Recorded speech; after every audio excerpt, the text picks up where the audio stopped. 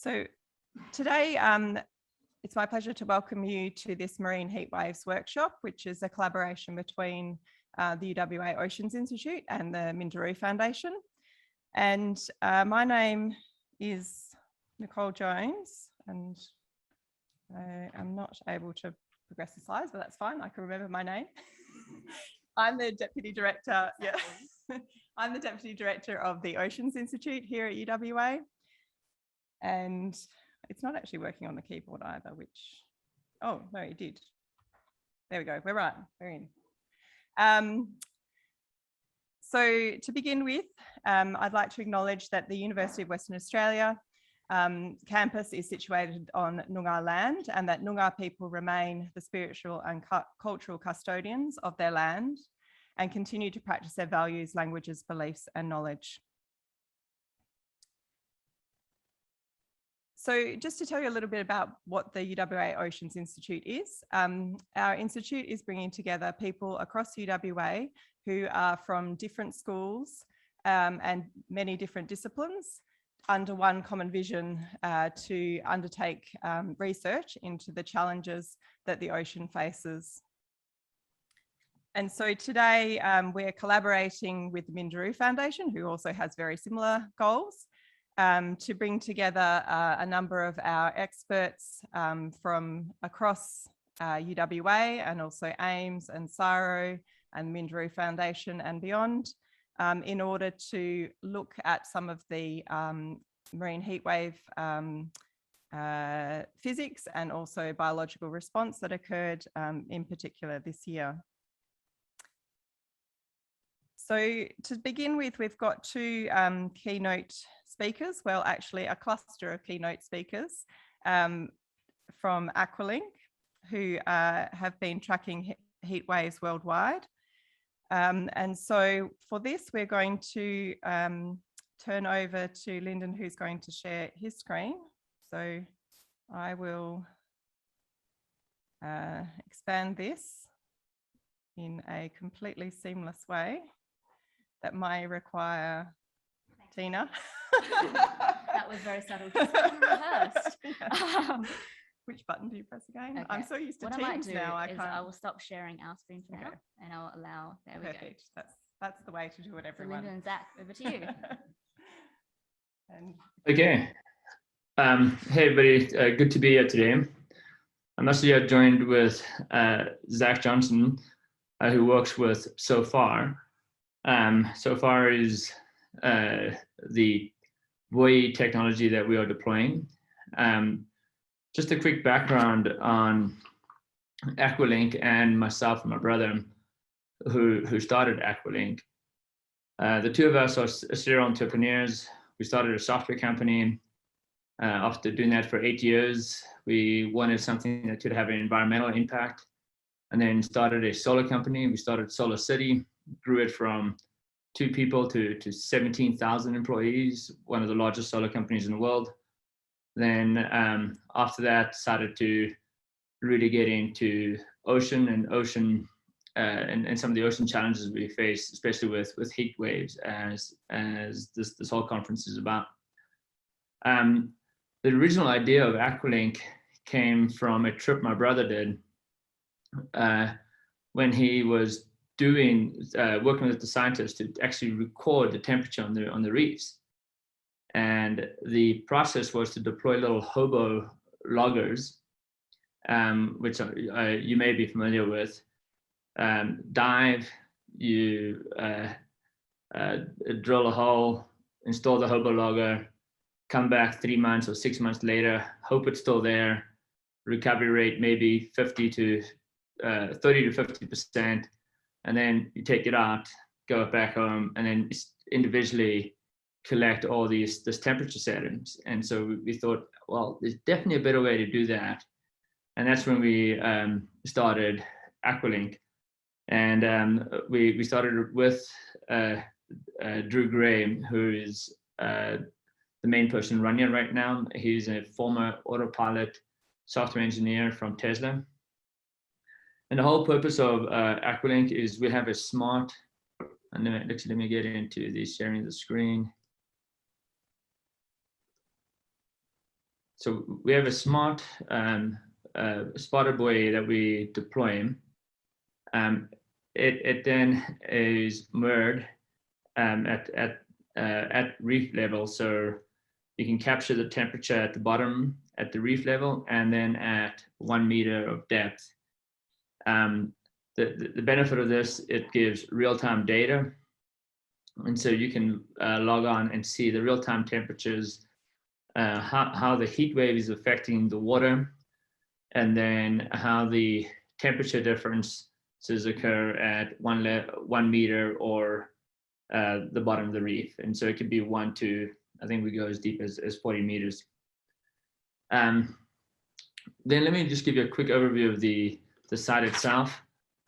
If you log on to the site, where it will normally take you to is the area which has the highest heat stress in your in your neighborhood. So you can see all the red here. There's some real high heat stress here. If I zoom out and look at Perth area, let's see. I guess it's not. Sorry, it's a little fast here on my computer. Yeah. I guess it's winter there for you right now, so you definitely don't have heat stress. But we have quite a bit of heat stress going on here. In fact, we have a ton of fires going on as well. So once you get there, we collect a variety of information. So it's not just our buoys that we deploy, but it's also NOAA's surface level temperatures that we've imported. And then we also import other people's data. But let me just give you an example of the specific site. So this is a buoy that's been deployed. You can see this area is under severe heat stress. It's had 28 weeks of heat stress. Sorry, 29 days of heat stress, which over 2 degrees. The historical max was 13. Now we're at 15.3. So this is max alert level. The buoy sensor is at 15 degrees, and then at 1 meter, and then at 7 meters is at 14 degrees. So here's the historic data. As you can see, the buoy has only been deployed recently, and so then you have your historic versus our buoy information. So that's one site. And as you do research and you want to capture more information, the site allows you to take surveys. And so this is a site done in Malaysia. When we provide the buoy, we also provide a color map. So you can go in, take photos of the reef, log the photos. It automatically logs it with the temperature at that time, and you can keep a history of this. In this case, you can also see the buoy has been deployed for a little longer. So you got surface level temperature, you got at 1 meters and at 10 meters, and you can track all that information. The buoy also gives more information than just temperature. It gives wind and wave information. In fact, that's the for-profit side actually uses that. That's the business Zach works, where that information is used to help in the shipping industry. And then another site that I thought was interesting that you guys may find interesting is the we've imported. Actually, this one is a site with a video. Sorry, I'm going all over the place here. So this site has a video on it, so you can have a live video feed and collect essentially the same information. Of course, it's a lot easier to capture stills when the video is already, the camera is permanently logged or stationed there. Then we also do imported data. So here's imported data from Stanford, where they took all their spotter information and why is it not going in? Sorry, I'm having a problem there. they took all their spotter information and not the hobo information, and then they import it into our site. And so if I click on one of their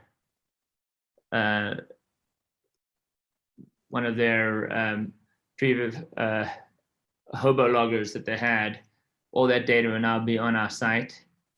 We don't have a buoy there, but at least the information is there for them. And what you can see here is interesting is the surface level temperature has historically been lower than the actual water level temperature. And so that's an interesting point of this exact site. This site's not under current heat stress though, but the main point I'm making here is you can import your data here and then start using this as a platform for you to track and do your scientific research. And then the last one is you can create your own dashboard of areas that you like.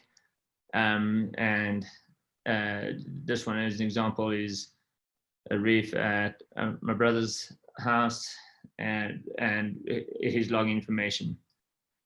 This one has been under heat stress for about 6 days now,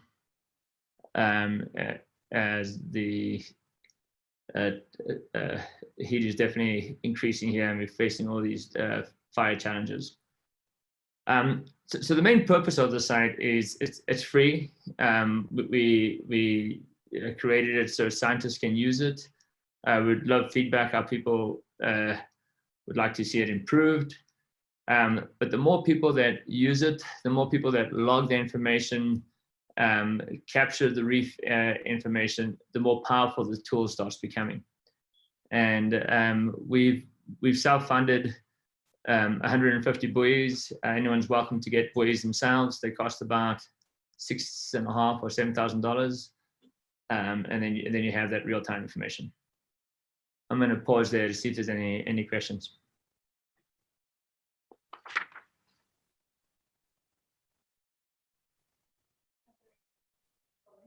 Not one question.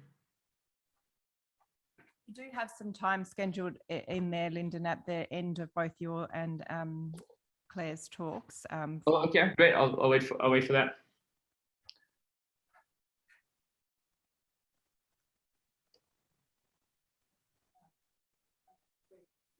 I'm done. That's it. That's all I want to show you. Kind of pausing and then you. Okay, excellent. All right. So. Claire, are you ready to share your screen as well? Yeah. Can you hear me, Nicole? Or everyone there? Yeah. All right. I see you and hear you. Excellent. All right. So it's my pleasure to now introduce to you Claire Spillman from the Bureau of Meteorology. She's going to be talking to us about using seasonal forecasts to inform stakeholders during this year's West Australian marine heat wave. Thanks very much, Claire.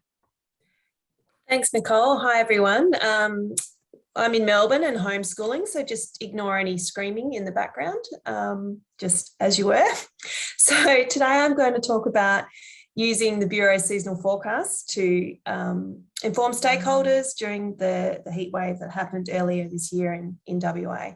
And this work has been done with colleagues Grant at Bureau, Alistair and Jason at CSIRO.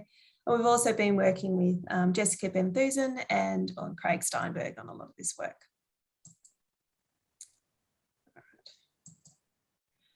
Okay, so just a very brief overview.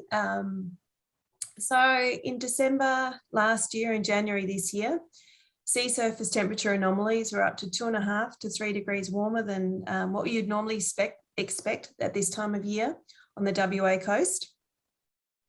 And a lot of this was to do with the La Nina event that was going on in the Pacific at the same time. I know Ming will talk more about that, I think, in the next session, so I won't labour it. But essentially during a La Nina, warm water piles up in the Western tropical Pacific, flows through the Indonesian through flow and results in a strengthened Lewin current, which then carries the heat down the WA coast, increasing the risk of a marine heat wave or an Ingaloo Nino, which I'm sure Ming will talk more about. As this event progressed, SSTs actually cooled in February when a tropical low passed through the coast in southwest WA, which brought heavy rain and wind. And I guess there was a lot of concern from stakeholders, particularly at the start of the summer, because the last time one of these events happened, last time one of these events happened was in 2011, when bleaching was recorded for the first time on Ningaloo Reef. So the climate drivers, the main ones here, this is the NINO 3.4 SST index. And I've put it here so you can see the 2011 event here and also the 2020 event here. So the 2020 event was not as strong as the 2011 event, but still it was cause for concern. This event peaked in the last week of October at minus 1.3 degrees. Our other piece of information that influenced the way this event played out were tropical cyclones. So a La Nina generally or typically means more tropical cyclones in the WA region. So you can see this map here, which is from the UK Met Office. Ironically, I couldn't find the Bureau map. So just because you work there doesn't mean you can find all the products. So you can see the maps of the tropical cyclones over this past summer. And in particular, you can see this dark pink line here, which they've marked as 18S for 18 South. Bureau's labelled it 12U as a tropical low. It came out and passed back over the coast. And this is what this image here from Himawari 8 is showing on the 7th of February, that cloud and rain and wind that was associated with that event. And that essentially arrested the marine heat wave. So our heating timeline, so these are decile plots using the extended reconstruction SST product from NOAA, which goes back to 1900. So I've just put up the monthly SSTs. So essentially this dark orange is the highest on record since 1900. The next sort of apricot orange colour is the upper decile, so the top 10%. And as we step through, you can see November through to April. So there was a lot of warmth up on the Northwest Shelf in November. That extended further south along the coast to the Midwest in December. January, we ended up with its highest on record temperatures here off Exmouth and Ningaloo. Stepping forward through to February, that heat is now concentrated in the Midwest, bearing in mind that that tropical low came through at the end of the first week of Feb. However, that heat still hung around in March and even through to April. So how did we support reef management and fisheries through this event? So there was a pre-summer workshop, which a few of you may have been at in November, which was coordinated by AIMS and run by James Gilmore. And that essentially pulled together interested parties to have a look at the forecasts and the current conditions of the upcoming summer and make a bit of a plan. And so I briefed this group on the latest outlooks throughout the summer. We had monthly meetings and also email and phone calls if required. And the seasonal forecast information, which I'll describe in the next few slides, then fed into monthly newsletters organised by Nick Ryan that went out to stakeholders and gave a great overview of what was happening now and what was predicted to happen in the next weeks to months. And that information helped coordinate some of the activities with some of the other management agencies. So the main source of information that went into these briefings and also the newsletters were the seasonal ocean outlooks from the Bureau's seasonal forecast model, Access S. So for those that are interested in model details, I'm happy to talk more about that offline. But essentially, it's a dynamical model, so based on physics. It's global, it's coupled ocean and atmosphere, and it's operational. So it runs 24/7 support. And so all our forecasts, seasonal forecasts, so for ENSO, Indian Ocean Dipole, Australian rainfall, as well as these marine forecasts, come from Access S. In this particular service, it's focused on sea surface temperatures, anomalies, and thermal stress, as well as model skill. The baseline here is 1990 to 2012, And the resolution of the model, which is what is shown in these images, is 25K resolution. So this information is then used in conjunction with various other Bureau Marine Services. And this is essentially a little cheat sheet that I'm showing here. If anyone's interested, happy to send you a copy. A lot of the reef managers were supplied with it, showing all the sources of information that could be useful for reef management and fisheries, including these outlooks. All right. Okay. So I just wanted to touch on briefly on thermal stress measures. So the forecast product that we use in this service is the degree heating months. So it's essentially the sum of SST anomalies over 3 months. However, rather than having it referenced to your monthly climatology, so your long-term average for say January or February or March, is actually referenced to the hottest month at that particular location. So this map here just shows a bit of the variation in that around Australia. And you can see on the West Coast, the hottest months climatologically tends to be March and April. On the Great Barrier Reef on the East Coast, it's February. So a lot of the work that has gone into this product is analogous to degree heating weeks, which is a NOAA coral reef product. And the premise for that is that corals can cope in a normal summer. The hottest month of the summer, they can deal with that. Is when temperatures go significantly above that threshold, that's when bleaching starts to occur. So at 1 degree heating month is roughly 4 degree heating weeks. So 4 to 8 degree heating weeks, significant bleaching is likely, and above 8, severe bleaching. On the flip side, we have marine heat waves, which is the focus of this workshop. So I'm sure you all know this definition, but for those that don't, a marine heat wave is defined currently as 5 or more consecutive days where sea surface temperature is above the 90th percentile. So in that top 10%, that's experienced at that location. The difference between these two products is a marine heat wave can occur year round because it's referenced against the seasonal climatology. And there's a wide range of applications.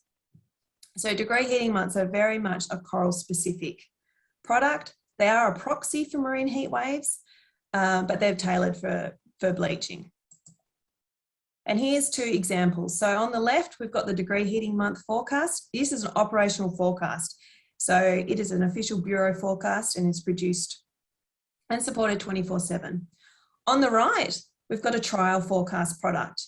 And this is the probability of your sea surface temperatures being above the 90th percentile. And we use both these products throughout this past summer with stakeholders.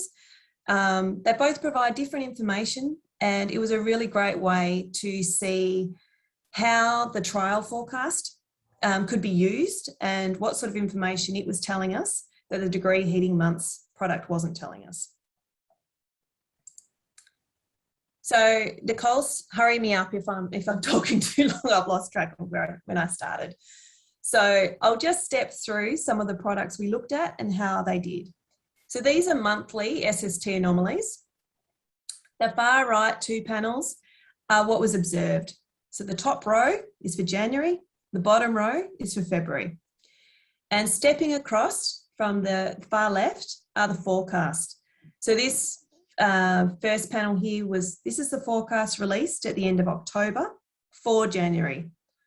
The second panel is from the 30th of November. That was the forecast issued then for January, and the same for 1st of January. These are monthly forecasts.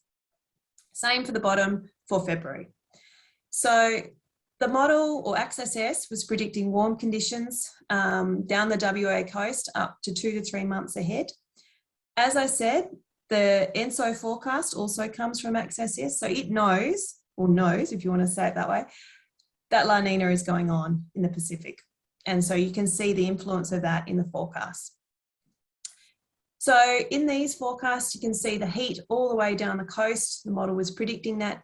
It didn't quite get the magnitude here offshore in January, but it got the extent of the warming. In February, the heat was also predicted all the way down the coast.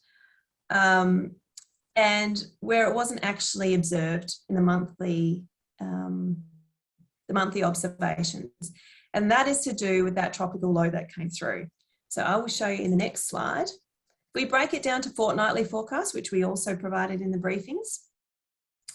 These are for the 2 fortnights either side of that low occurring. So same idea, these are the obs here.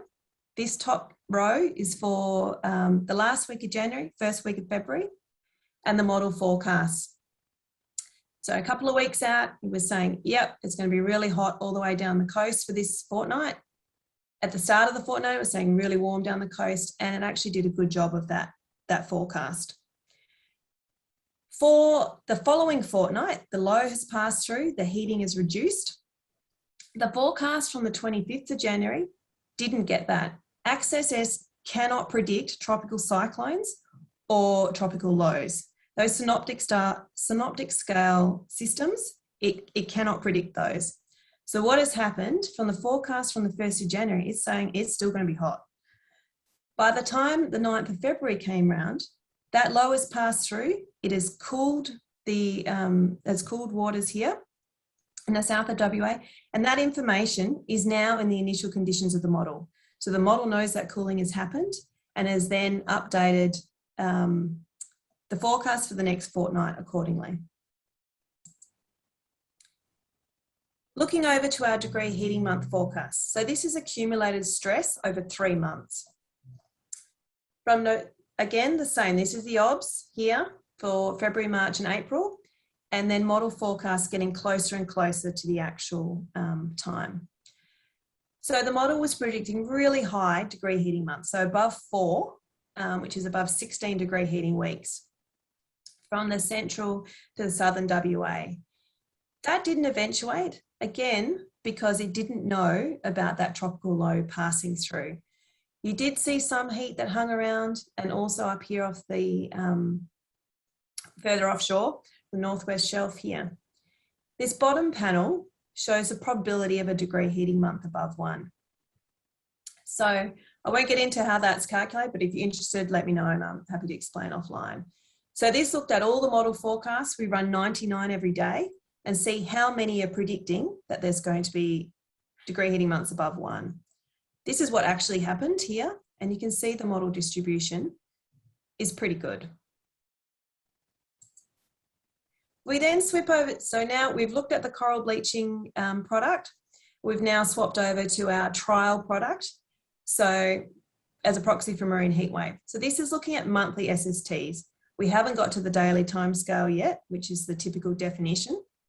But all we're looking at here is there a likelihood of temperatures in the top 90th percentile, above the 90th percentile, occurring in the next month or 2. So this is observations, again, January top row, February bottom row, and that red blob there is where it was above the 90th percentile in the monthly SSTs. And as you can see, as we get closer and closer to January, these are forecasts from the end of October, November, start of Jan, you can see that these probabilities actually match up pretty well. The model does a pretty good job of saying you've got a really high probability of being in the 90th percentile. Same story here for February. However, we over predicted what happened in the south here, and that's because that tropical low passed through. So at the start of February, the model didn't know that tropical low was going to come through, and so it has over predicted the heat stress in the southern WA. Okay, so switching gears, latest outlook. There's been lots of rumblings at the Bureau at the moment. Are we going to go into another La Nina? Which I'm sure is what people in this audience don't want to hear. So at the moment, there is a negative Indian Ocean dipole. So it's warmer in the eastern basin of the Indian Ocean. That is likely to persist through spring, but typically those events end by the start of summer. So this is the forecast here. From a bunch of different models, Access is that top bar. Nino 3.4, which is the indicator for whether it's going to be a La Nina this year or not, it's hovering around this dotted line. So I lost my mouse, there it is. So this dotted line here is the threshold to whether the Nino 3.4 index, which is a region in the Pacific, is going to tick over into a La Nina. The UK Met Office and NOAA are both indicating that's quite likely. Bureau is not quite as convinced. This is the forecast for December. So in terms of the take-home message for that is watch this space. It's probably not going to be a La Nina, but there is still a possibility it could become one. The forecasts here on the right are the latest forecasts that were issued yesterday. And you can see SST anomalies above 1 degree predicted across all of northern Australia out through to December, and quite a lot of warmth on the northwest shelf, at least for September, October. So my caveat is for these though, I haven't shown it here, but model skill is low for November onwards for forecasts that are issued in August. So the further out you're trying to forecast, the less accurate they become. That does depend on where you're looking and what season, and also what is driving those conditions. That's the latest forecast. I'll also point you to the climate outlook, which gives a great overview of a lot of the drivers. And looking forward, just to sum up, so we've got an ongoing commitment to support WA reef and fisheries management. I'm an ex-Geraldton girl, so I'm invested in WA as well. Access S2, which is our new version of the model, goes operational next month. That has 40 years of hindcasts, so 40 years of retrospective forecasts. Got a longer baseline, we can look at more case studies, we can get a better idea of how the model predicts certain events.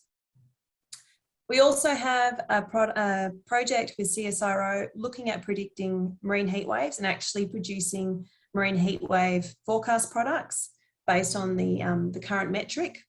They'll be prototype forecasts, but the plan is to make them into an operational service and combine with our seasonal outlook. And we've also got plans for expanding Reef Temp Next Gen, which I haven't gone into here, but is our high resolution satellite service, currently just for the Great Barrier Reef, but to cover all of Australian waters. And that's it, thank you. So just those two top links, one is the Ocean Outlook, one is to our Marine Heatwave project if you're interested in more information. We have a new paper out in Frontiers in Marine Science around our Degree Heating Month product. And on the left is a couple of plugs for 2 sessions that people may be interested in around marine heat waves. One for the International Conference of Southern Hemisphere Met and Ocean, or ICSMO, and also one for Ocean Sciences. And that's it. Thanks, Nicole. Thanks very much, Claire. I'll stop sharing as well. Yes, if you stop sharing, and then can we rearrange it so that we can see? Yeah, okay. So we've got 10 minutes or so for questions for both Lyndon, and also Zach is there to support any questions, and also for Claire. So we've got some questions already come through online, but can we start with a question from the room?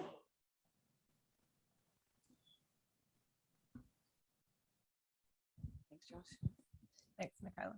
So the question is for Lyndon from Aqualink. Michaela from Minderoo, we're really delighted to have partnered with you and UWA to deploy some of the Aqualink buoys off the Western Australian coastline. One of the things that we worked together with Drew was to produce, well, to work on a heat tracker dashboard.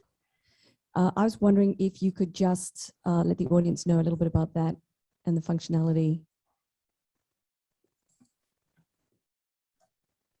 Absolutely.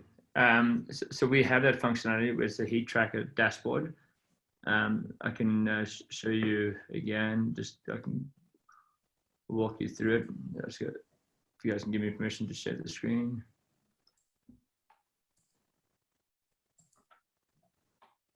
You should be able to now, I think. Okay, 1 second.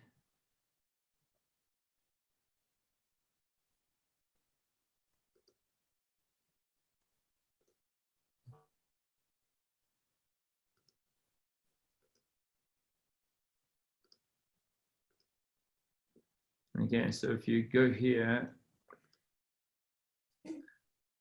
this is the heat tracker dashboard. And from this dashboard, you can see just all the different temperature information that the site has. And of course, which ones are seeing heat waves.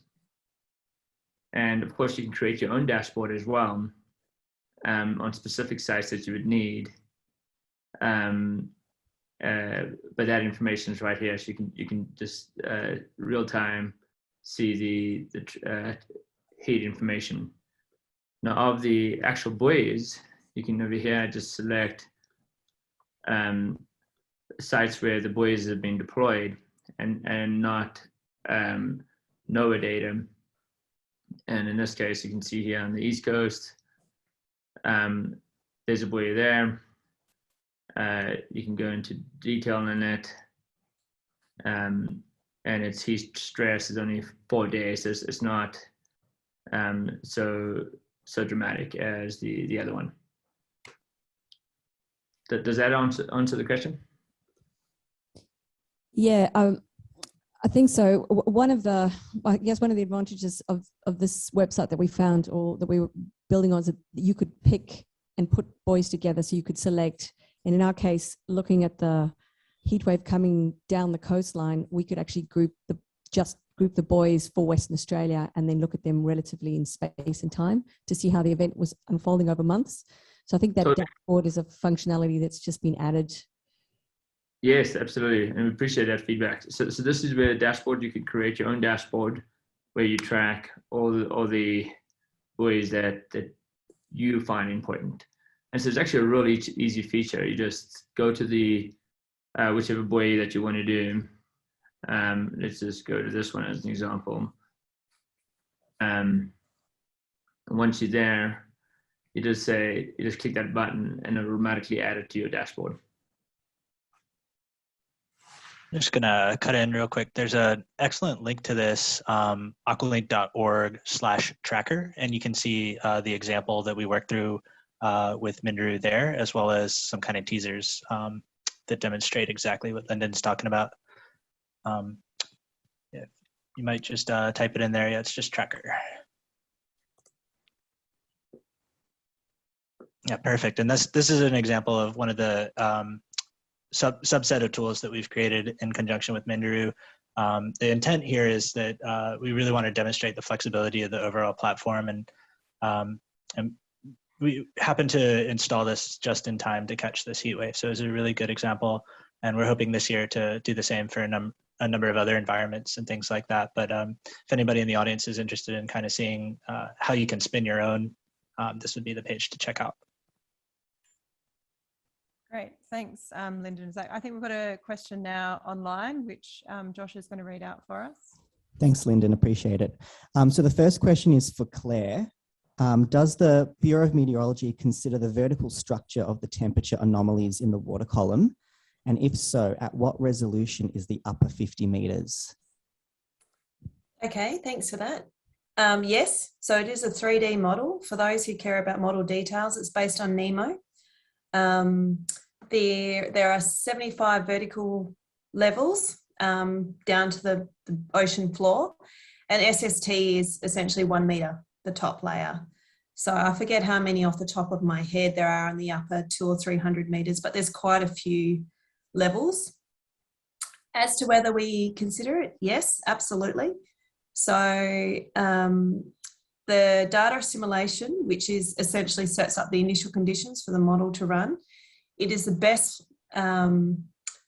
guess, I guess, or informed estimate of the current ocean state in 3D. So it assimilates Argo floats, expendable bathythermographs, the tower array, satellite data onto the model grid in 3D, and that's what the model is kicked off using. So we have that reanalysis data as well as the forecast data, and then everything in the subsurface, is driving what you're seeing in your surface signature as well. And so part of our work also in the Marine Heatwave Prediction Project is looking at what's happening in the subsurface. So is there heat in the subsurface and you're not seeing much of a surface expression just using SST, or is heat content a better idea, gives a better idea of the longevity of an event? and such like. But yes, absolutely, there is subsurface both data and forecasts available from the system. Awesome, wonderful. Thanks, Claire. The second question is for Lyndon. Great presentation on a great project. What quality control is conducted on other people's temperature data, given different sensors, required calibration and drift, etc.? You know, actually, I'm not too sure of that answer. Zach, do you know the answer there? Yeah, it's actually a good question because we don't have anything built in that would give you some sort of known quality control. I think we're still pretty early on in the project, and the intent would be to be able to filter out what data that is either shown in your own project or downloaded. And so at this time, we're just kind of experimenting with different data sets and how to synthesize all those. But I would assume that I think it's safe to say that future iterations will include filters that you can look through and hopefully have confidence that the data is uploaded.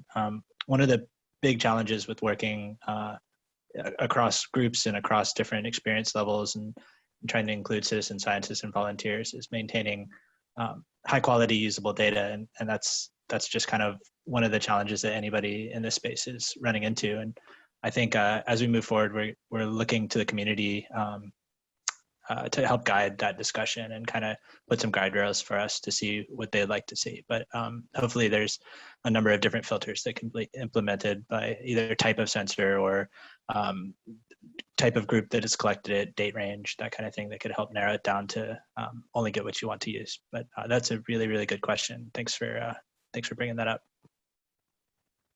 We'll take one more question from the audience before we move on.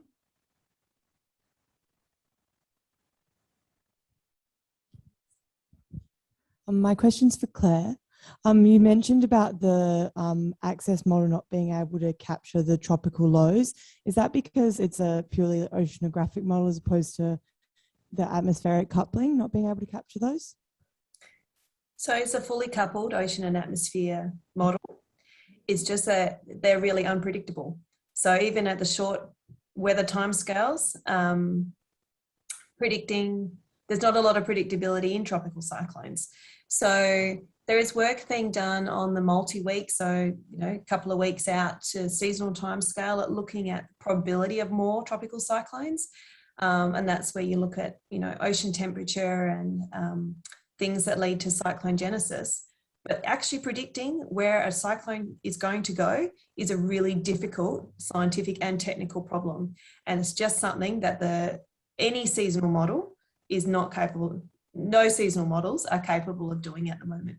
So I guess and some of the briefings I've done, for example, with the Great Barrier Reef in recent times, where we've talked about, well, it's looking really warm, but there's a La Nina, so there's likely to be more cyclones, so that might mitigate some of the heat stress. So that's why when we do these kind of briefings, we include all those threads of information, because even though the model can't predict the tracks necessarily, if you know it's going to be a really active cyclone season, you take that into your planning and your operational activities, and hope that it hits the sweet spot. If there is more cyclones, that it's going to mitigate any heat stress, but not smash our reef to pieces.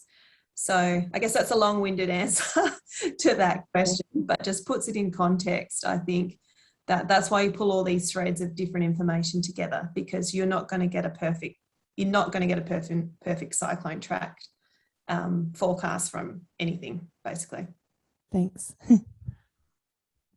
We better move on to the next session just to keep on time. So please join me in thanking Lyndon, Zach and Claire. Thank you, everybody. Have a good day. And I'll hand over to Ryan, who's going to MC the next session. Good. All right, thanks everybody. So what we're going to be moving into now is a series of talks that are going to really focus on the climate drivers of marine heat waves and some of the oceanographic processes that shape the impacts of marine heat waves.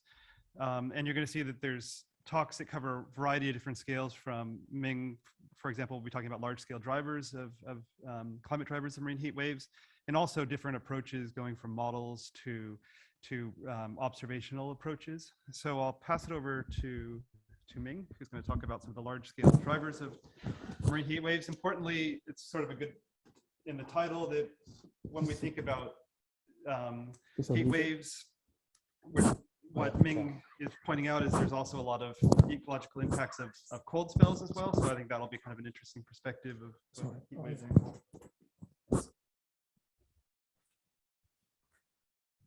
Yeah, thanks, Roy. I'm Ming from CSR. So I have the next 10 minutes. It's probably too short to cover every aspect of the climate drivers for the marine heat waves off the coast. So I choose a few topics to cover. So this is a 10-year anniversary since the first ever marine heat wave workshop in WA held in the Department of Fisheries. So initiated by Alan Pierce, in fact. So that's the time when the marine heat wave term was coined. So now it becomes almost a household kind of name, at least in the research community. Thanks for the effort for the researchers in this room and online. So, so when we had the on the right panel here, the 2011 marine heat waves, we look at the climate drivers. So basically, we see a correlation between the lunar current strength represented by the Fremantle sea level anomaly and the global sea level. What we see is there's a large correlation between the Western Equatorial Pacific sea level anomaly and the Fremantle sea level, which indicate that there's a big signal that coming from the Western Equatorial Pacific propagate as a large ocean waves influence the strength of the lunar current, driving more heat toward the south to drive the 2011 marine heat waves. So what we also see here is the cyclonic wind anomalies off the west coast of Australia, so which indicate there are other drivers for the strength of the lunar current and the marine heat waves. So we then term these marine heat waves off the West Australia coast as Ningaloo to generate more interest in the climate research community. So I think over the last 10 years or so, the story has been evolved. So there's many kind of researchers start to study on the Ningaloo phenomenon or marine heat wave. So on the right, there I showed a kind of a chart, the potential drivers for the marine heat wave. So La Nina is one of the drivers. It can drive the strength of the lunar current. It can affect the atmospheric tidal connection from the Western Pacific to the Southeast Indian Ocean. There are a lot of local drivers as well. So for example, when you have a shallower mixed layer, it's easier for the ocean to trap more heat near the surface. That's plays a positive kind of feedback as well. So I won't go through that in detail.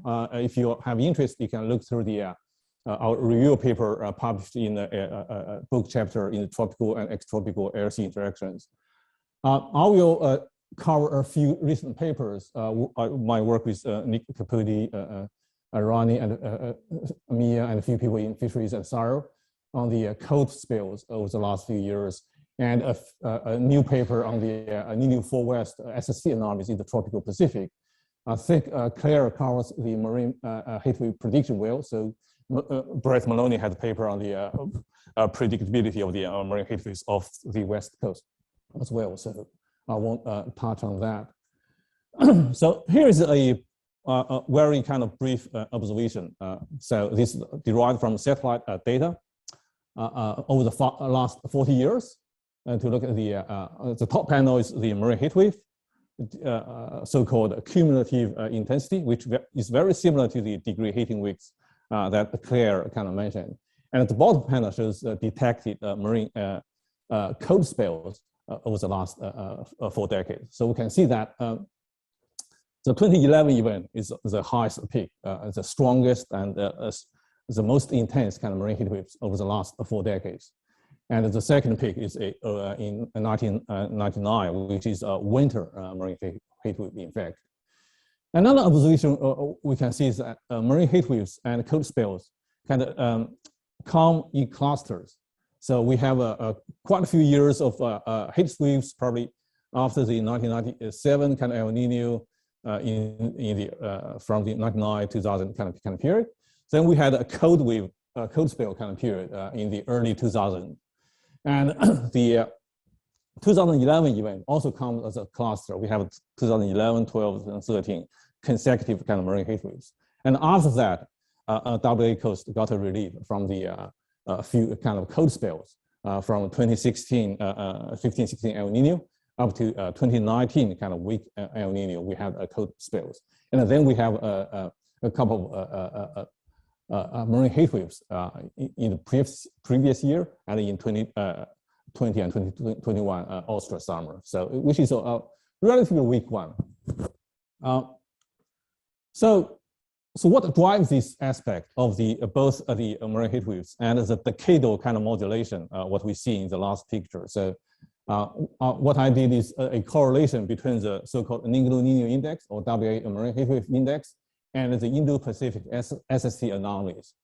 So what we can see is there's the highest negative correlation is in fact not in the Nino 3.4, which is typically used for El Nino kind of index, which is in the highest anti-correlation is in the Nino 4 West kind of region, which is much closer to the West Australian continent.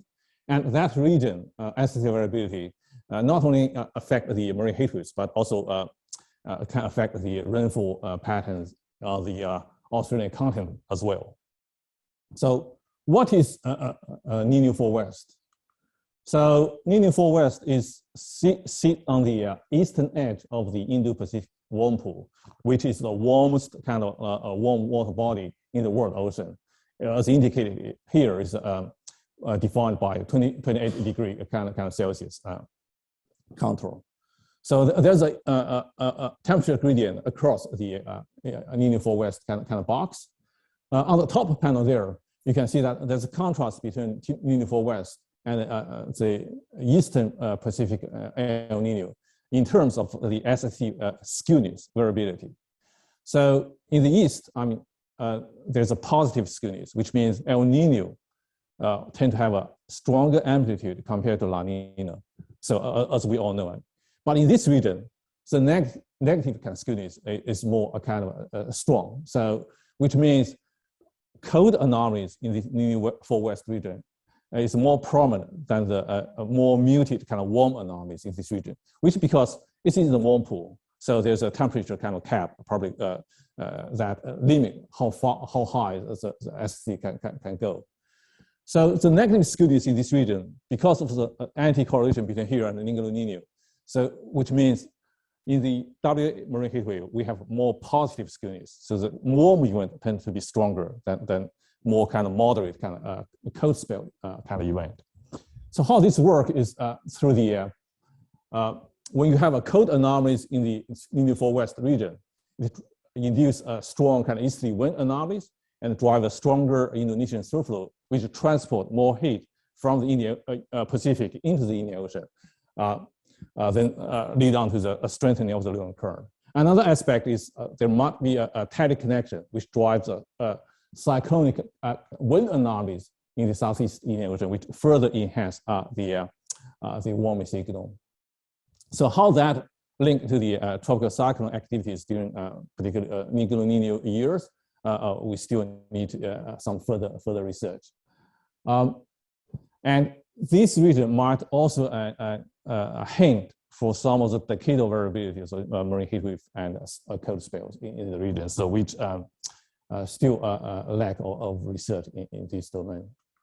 Last, I will introduce some of our IMOS monitoring work in WA coast. So we heard there are some smart buoy kind of measurements across along the coast. In IMOS program, we have run a 10-year already, a 10-year program to monitor the ocean temperature and ocean current of our coast. So here I show an example of the Turok transit 200-meter mooring. So this started from 2009 up to now. Our technicians just retrieved another more deployment, so we can extend the time series a little bit further. On the top panel, I'll show the temperature record over the last 10 years. You can see that 2011 events kind of stand out as the hottest kind of ocean temperature in the region, extending all the way to 200 meters. And there are some cold events in between in 2016 and 2019. And then the warm event kind of returned to the coast. So there's a question about whether in marine heatwave we only focus on the surface or subsurface. So I think there's a subsurface marine heatwave as well. You can see in the bottom panel. So it's more episodic due to the subsurface variability of ocean temperature. There's a cluster of subsurface marine heatwaves during the 2011 kind of events. And some of the subsurface events doesn't have the surface expansion effect. So it's only a subsurface event. And in the terms of the 2021 event, we can see that the moderate kind of surface signature, but there's a very sharp and strong subsurface kind of warming signal. So the subsurface marine heatwaves are very important for the benthic community. So we need to pay more attention on that. And we need a more kind of ocean monitoring to deliver that. So here's a brief summary of what I touched. So a history of the marine heatwave research drivers and the marine heatwave and coast spell variability over the past 4 decades, and which shows some decadal variation. So nearly west variability and the subsurface marine heatwaves from the mooring network. So thanks for your attention. Yes, sure. Okay, so our next speaker is Chari Padirachi, who will be giving a talk on behalf also of Jessica Benthusen from AIMS, who couldn't make it to this. So Chari will talk about ocean glider and event-based sampling.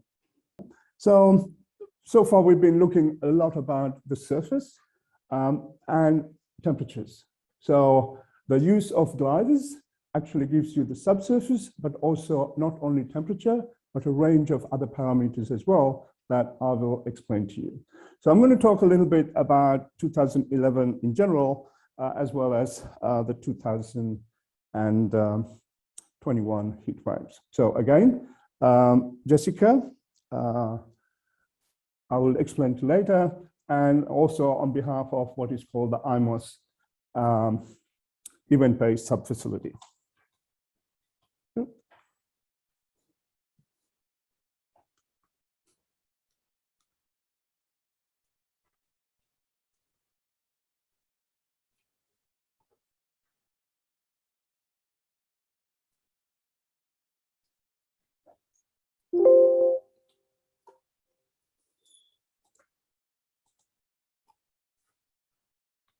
Okay, so we're talking on behalf of IMOS. Most of you know and heard about IMOS, funded by NCRIS, and it's a multidisciplinary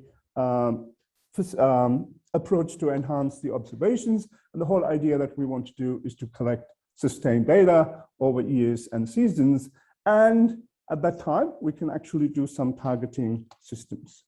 So in terms of IMOS, we have many facilities. But I'm going to talk about ocean gliders, which are autonomous vehicles, which we deploy to collect data. And I want to have to say that you can actually give this talk because all the data is available publicly. So the gliders work by changing its density.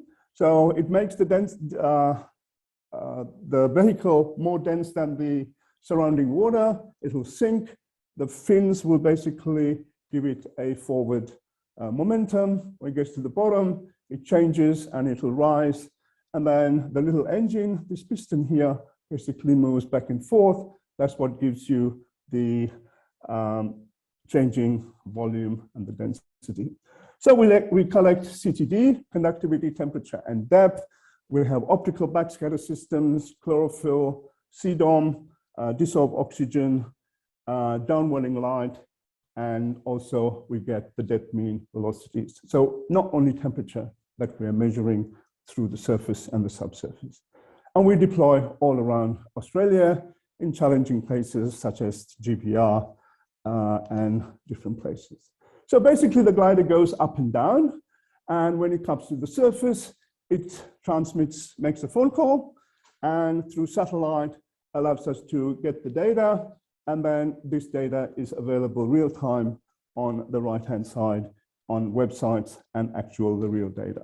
Okay. So let's step back a little bit and think about the West Australia and as the marine heat waves. So the heat wave becomes different components. You have the heating, you have wind, which creates mixing and upwelling, and then we have the Lewin current. So it's three different components that we have to take into account to actually have a heat wave or not. So if you look at on the West Australian coast, it's similar to what Ming just told you. If you look at the sea surface temperatures, this is from 1993 from satellite, you can see the temperatures were increasing, peaked in 1999, 2000 La Nina, and then it dropped. And we call this the hiatus of the Lewin current, where nothing really happened. And then 2011, the temperature went up and it's been decreasing. So this is the anomaly, which is the change in the system, a change in the temperature compared to the long-term mean. So when we look at 2010 and 11, you actually see the changes in the sea surface temperature from satellite, and the peaking is in January and then goes on to February. When we look at the kinetic energy, which is the strength of the currents and its variability, we also say that in this period, this one here, you see that what I was talking about, this is on the west coast here, you see the strong Lewin current in here, and then in the La Ninas, and this is the period where we actually say it's a hiatus. So there was a period where we actually went through a weakening and the strengthening of the Lewin current. So that's one part of the system. The other part is the wind. Especially in summer, our wind is from the south, which does mixing, but also it creates upwelling. It brings cold water up to the surface. So if you look at the summer winds for the last 20 years or so, and this is the mean of the winds in the summer. And what you see is that it's strongly linked to El Nino and La Nina. Even so, the blue is La Nina, the orange color is El Nino. When you have La Nina, our northerly winds decrease the speed. So the upwelling and mixing decreases. You go to El Nino, the opposite. You get stronger periods in there. It's not only that, when we look at, so that's the north-south component. When you look at the east-west component, when we have a La Nina, you basically have negative. Negative means that the southerly winds becomes more southeasterly, reducing the upwelling. So I told you the three components that need to have the heat waves. You're so more likely to get, because you might have a stronger Lewin current, but also you will have the changes in the wind system as well. So the wind actually controls these systems. So if you look at 2019, December, you have, so I'm going to show these satellite images of percentages, and this is basically saying the really red color is the 90th percentile. So it's really warm in December 1990, very low winds, and no upwelling. And then a few months later, the whole system has become cooler because we had strong winds, and then that became the upwelling and moved in a couple of months from a really warm period into a really cold period. Then we go through the same thing in February 2011. You have very warm and cold. So when we look at these, the same system in terms of the, I showed you before, except that come a little bit closer. So you see the 2011, 2020, 2011, 2021. And in this period, if you look at the wind anomalies, which is on the top, you see there is a very good correlation between the wind the southerly winds and the system. So here, positive and negative, when the winds drop, we have heat waves. And we can also see this in the anomalies here. Here, the wind forcing very strong. So here,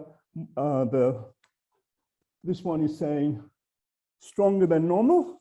You have strong upwelling and cold water. And then when you go to the next one, you have in 2011, weak upwelling, weak winds, you have the heat wave. So now we go on to looking at the heat waves. These are what we call deep water gliders, tracks in Western Australia. They go down to 1,000 meters. And interestingly, we actually had 2010, during the 2011 peak of the heat wave, we actually had a glider in the water, so we can actually understand what was going on, not only at the surface, but also in the water column. So here we actually have a sea surface temperature every week, and then in here it peaked on the 26th of February in 2011. When we look at the chlorophyll, you see for the same system, when you had the peak in the 26th, you see there is the lowest chlorophyll in that period at the surface. So this is from satellite. When we look at the TS diagrams, so this is before the heat wave, during the heat wave, and after the heat wave. Now you can actually see that the changes is right through the water column, and you can see during the heat wave, the temperatures increased quite high, up to 4 degrees at the surface. We can look at the anomalies in here, again, on the top, just before the heat wave, and during the heat wave. When I say that sharp period in February 2011, the heating was limited to the surface more than 3 degrees, but it actually rapidly decreased when the next part came. And then the right-hand side is the changes in the salinity, what you see mainly towards the Rottnest and the Perth Canyon. You have deepening of the higher salinity, which is the subsurface, is South Indian central water, which is actually pushed down by the strength of the Lewin current. So now we also can look at the chlorophyll, what would happen. So I showed you that plot with all the data that we have from 2010 to 2017, which is all the gray values, and these transects are basically the chlorophyll during the heat wave. And you can see they were the lowest that we have recorded in that 7 years that we have the glider data, except that one here, which was due to an eddy in the system. So that's a little bit of how we can use the glider data in the system. So about 2.5, 3 years ago, IMOS established an event-based sub-facility, and this was to use ocean gliders to use as sampling heat waves. So what we do is that we have a steering committee, which I've listed here, which covers many people that we meet monthly, but we also have a Slack channel, so we can actually talk every day what is actually happening. So the idea here is that we monitor heat waves around whole of Australia, and if we actually see a heat wave that we could look at, we would then deploy a glider at that location, and then we will basically look at the data. So what I'm going to show you is the data that we actually have collected in last summer. So we go through many products. So this is one done by the Bureau, and Helen Beggs actually does that. So this is basically development of the heat wave. You can see on the 6th of December, and is moving south and peaked around about the middle of January. Then the SST data from IMOS, as well as from Bureau, we can actually look at in this particular period. We were measuring large temperatures, and then again from the satellite IMOS data, we were saying in 2011, this was in April, straight after Seroja, and I'll show you some of the periods there. So then you saw Claire talking. She will also okay, so I'm going to go pretty quickly. And then we basically have, you see, I'm doing Jessica's talk as well. 20 minutes? Oh. All right, so these are the deployments that we did in 2021, in January to April. So we had 3 in Onslow and coming down. And then if you actually look at on the left one, so this is a whole month, and you will actually see gliders coming up the transects in here as the gliders, the little dots in the movies, the one on the top there, and Onslow as well. So we were sampling the extreme events here. For Jurien Bay, when we actually get to here, you see the anomalies in here up to 4 degrees that we see in the glider data. Sorry, more than 40. And then we go to Two Rocks, you see the warm water again through the system. And then we all can see the Seroja. We actually have a glider before and after through the system. So here you can see the effect of Seroja warm before and cool after in Shark Bay. Very dramatic change in the system.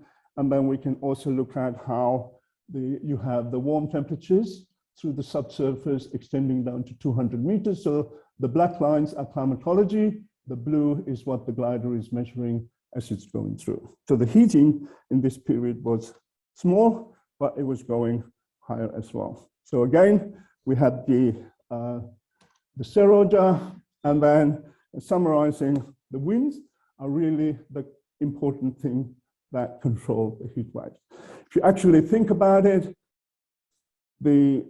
our winds change of the order of days. So that definition of a heat wave, higher values for higher percentiles for 5 days. We can have, if the winds are weaker, that can last longer, but also will actually come and go very quickly, depending on whether you have a really calm day for a couple of days, and then you have a strong blow, it will actually destroy that particular heat waves. So we are actually working quite well. I didn't actually show that we actually do stuff in Southeast Tasmania, as well as anywhere around Australia. So we're now planning what the season is going to be in 2022. And then we can actually get the data from gliders for a range of ocean parameters. Thank you. Speaker is Mike Cutler from UWA. He's going to be talking about observations at a different scale, looking more into the scale of reefs and near shore. So, Mike. Cool. Thanks, Ryan. Yeah, so I'm Mike Cutler. I'm a postdoc here at UWA. I'm going to be talking about our network of wave buoys that we deployed over the last year, as specifically some observations we collected between November and into April, so through the warming period over this summer. So I think we all know that, as we've heard, heat waves can have significant and detrimental effects on our nearshore ecosystems. For some of the key regions around Western Australia, a lot of our common temperature products, so a lot of the NOAA SST things that we've been looking at this morning, are actually at quite coarse spatial resolutions. And so often for some of our finer scale ecosystems, the data just doesn't really exist. So for example, the Rowley Shoals, there's pretty much 1 pixel from the satellite products. So it's quite difficult to understand the reef scale variability that may be happening from these large scale data.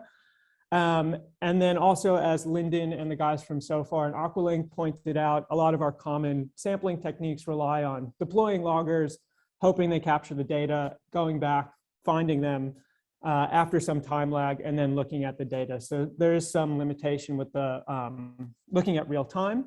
And then again, for the sort of reef scale variability that we want to look at, it's important to capture sort of surface and bottom temperature that Ming and Chari both mentioned as well. And then also, as Chari pointed out, trying to start to couple measurements of temperature with a range of other oceanographic parameters. We particularly were looking at waves in the deployments that we did this year. And hopefully by having some of these real-time measurements, we can use that to inform some of the event-based sampling and other things like that.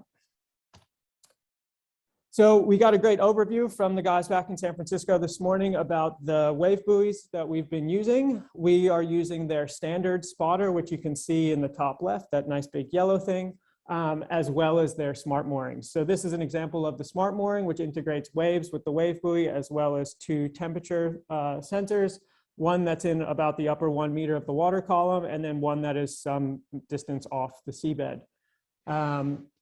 The standard moorings that we'll talk about are just the wave buoy. So they have a temperature sensor in the hull, which is basically where that black connection point is.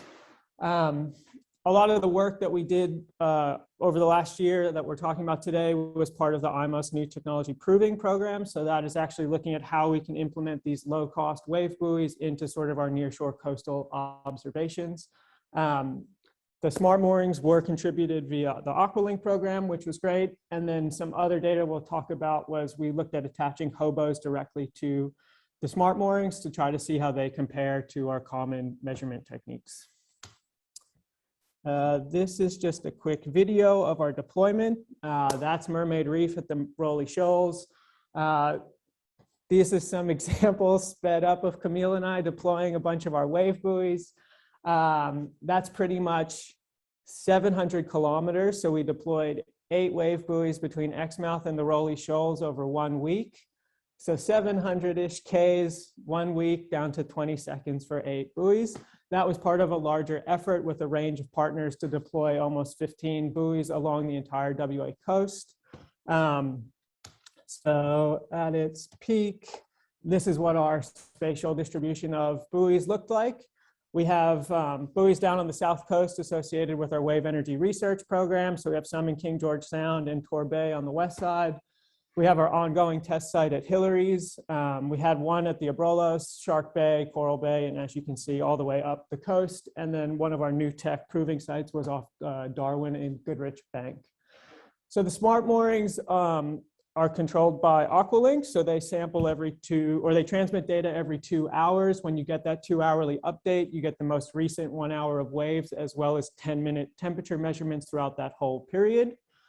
We control the sampling for the standard spotters, and for that, it's either 30-minute updates or hourly updates. And with those, you're getting the half-hour or hours of waves, as well as instant, I need to check that, but it's average temperature over that time period or an instantaneous measurement, but I need to check that with the guys back in San Fran.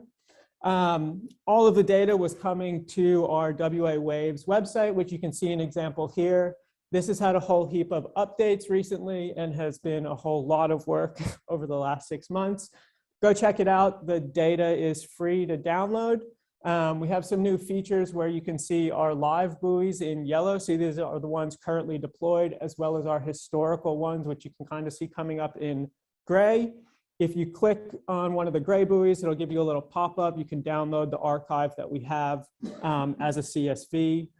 As part of the new tech proving project, we implemented real-time quality controls for the data that's based on the International Observant IUS and Quartod is their acronym.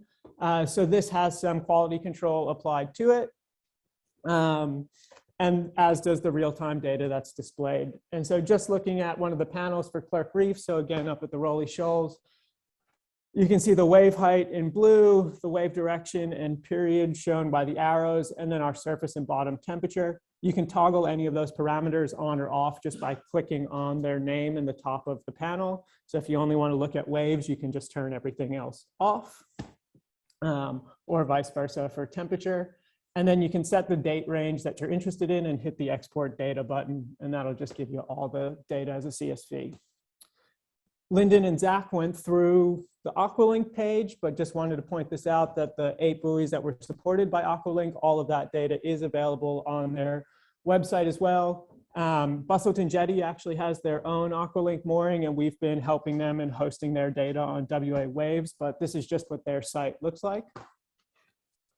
And now looking at just some of the data that we've been collecting as we pulled in some of these moorings recently.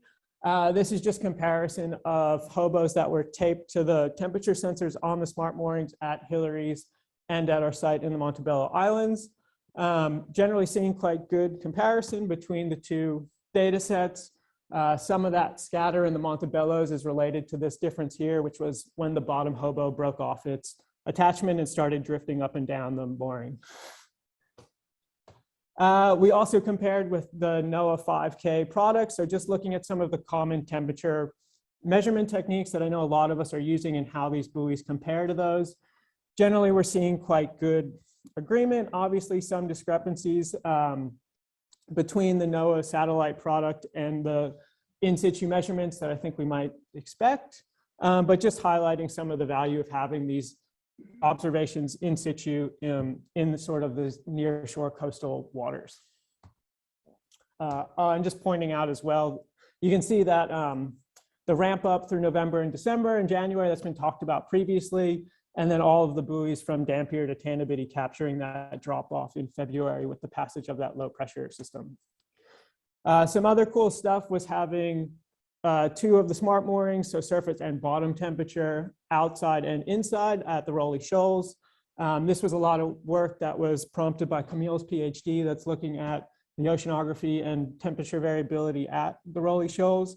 So some pretty cool stuff going on offshore. So it's about 35 or 25 meters, perhaps something like internal waves, Matt, looking at you, as well as just starting to look at the difference between inside and outside the lagoon and how we can use these to, perhaps understand the relationships between the offshore and inshore of these atolls.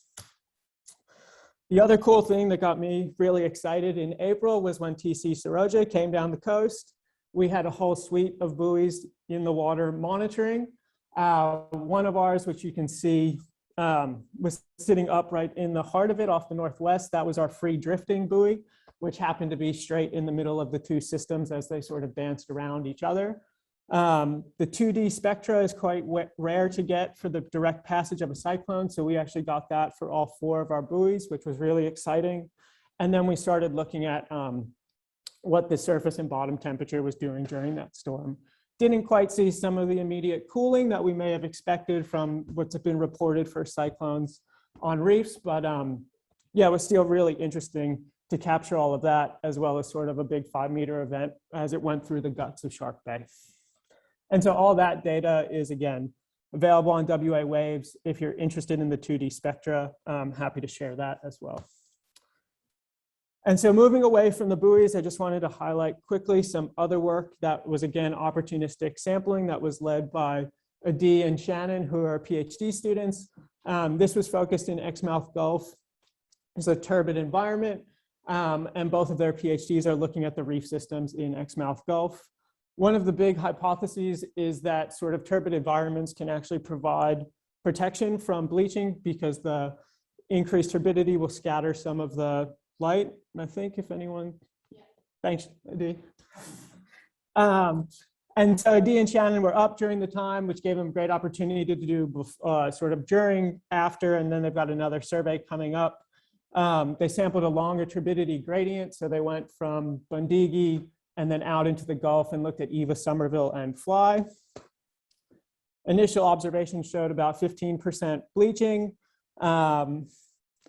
Bleaching was significantly lower at the turbid sites compared to sort of the more clear water sites. And then they've got another survey coming up in October to just look at the recovery. So watch that space.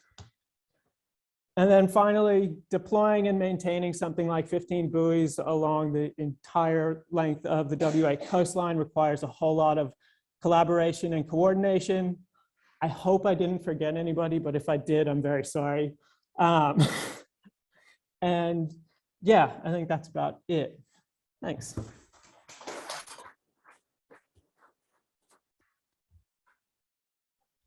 So Matt's going to talk about subsurface observations of the recent heat wave.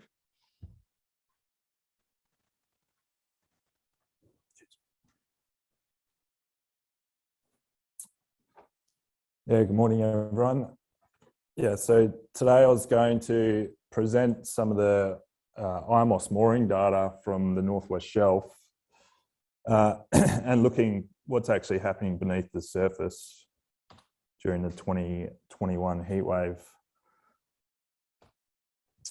So a bit of background. So yeah, we've had a few talks on, there was a heat wave off the Northwest Shelf and off the West Coast during January of this year.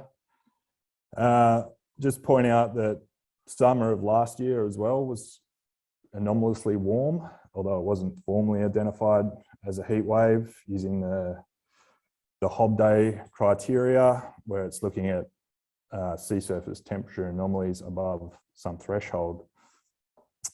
So I made the point that this is how we're currently determining if there is a heat wave using SST.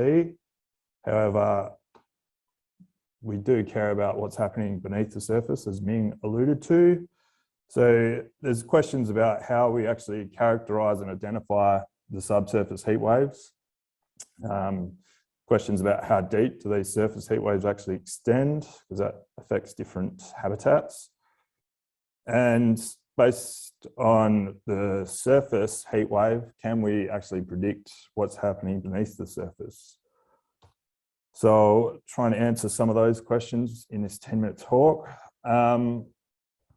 So the observation data that we're using for this particular talk is mainly focusing on the IMOS moorings that currently are deployed off the shelf since they've been deployed since 2019. So there's 3 here on the Northwest Shelf, and they're measuring water column temperature down to 200 meters. We need a baseline to compare that against. So I'm using the CSIRO Atlas of Regional Seas as a temperature climatology, 3D climatology. And then some of the surface images I'll show, they're based on the Japanese Himawari 8 sea surface temperature product relative to this Atlas of Regional Seas SST product stars.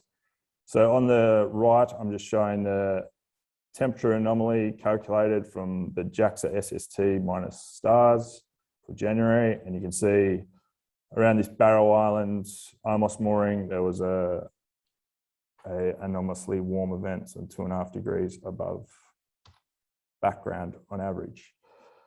So in terms of identifying heat waves, subsurface heat waves, on the right, I'm showing what you'd typically measure with these moorings. So the red dots show all the water temperature readings over a 24-hour period.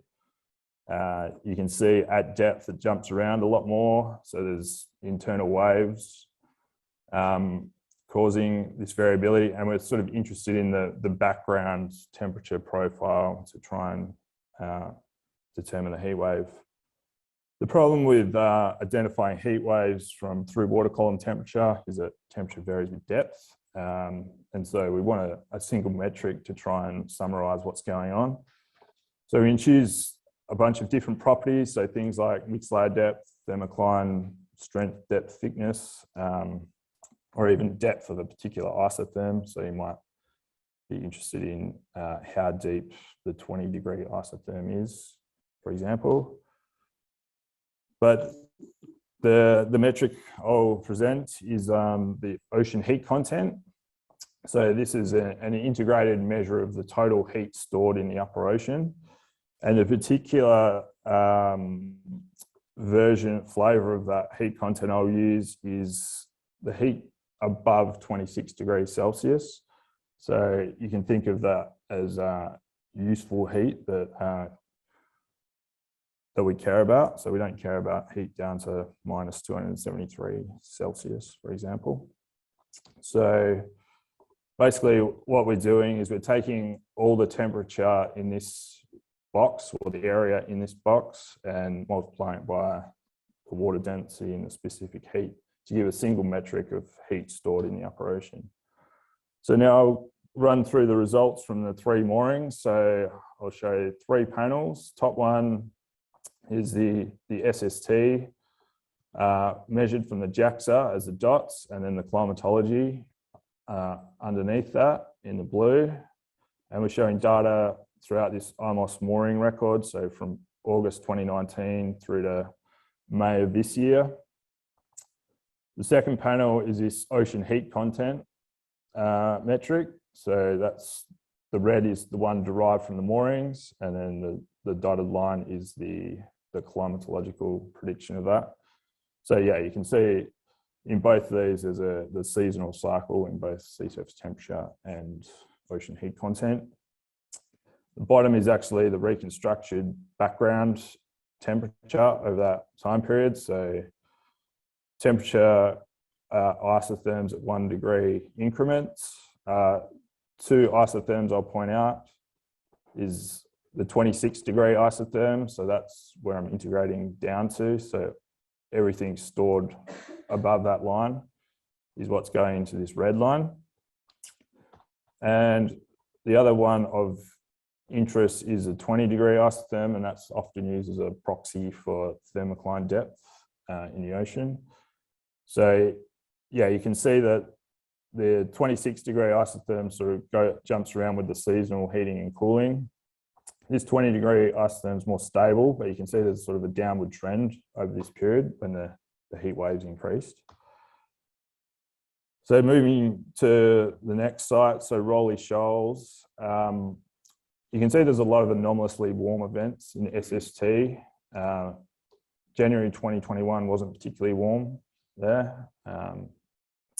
But yeah, you see the heat content is always above the climatology for this entire 2-year or 18-month record. Again, so there's a seasonal cycle in the 26 degree isotherm. It even goes to the surface during winter at this site. And the thermocline again seems to deepen throughout the whole record. And the last site is probably the site of interest because that was within the heat wave. So the Barrow Island site, you can see there's this huge spike in surface temperature anomaly during January. But you see later on, it sort of follows the surface temperature climatology. If you look at the heat content, there's a deviation from the mean, but actually as you move further towards April, so after Cyclone Seroja, there was still a lot of heat stored in the upper ocean. So was there a subsurface heat wave in 2021? So based on the definition that I've chosen, so the deviation from the heat content to the climatology, I would say yes, at all sites, there was a heat wave. And was it always picked up at the surface? So 2021, January, you can see, yes, it was always picked up. But so if you look at the April period of this year, the SST anomaly was pretty stable. So it was always pretty close to the background. But if you look at the heat content, it was significantly above the background. So you may question with all of this, because there's only 2 years of record, is that climatology suitable? So to try and answer that, just looking at a historical mooring, so the Timor Sea mooring, doing the same analysis, so 7 years of data I've shown here of the heat content. And of note is a 2016 heat wave of Northern Australia, which is widely reported, and it's showing a significant anomaly in that ocean heat content. So lastly, is there a relationship to sea surface temperature? Can we predict subsurface heat waves? This is a scatter plot of ocean heat content versus sea surface temperature at the Rolly Shoals, and it's not very tight, I would say. So I would say no, we can't really make that prediction. So for example, if you're trying to predict a heat content of 100 kilojoules per square centimetre, you could be looking at sea surface temperatures between 28 and 32 degrees. So it's not that useful.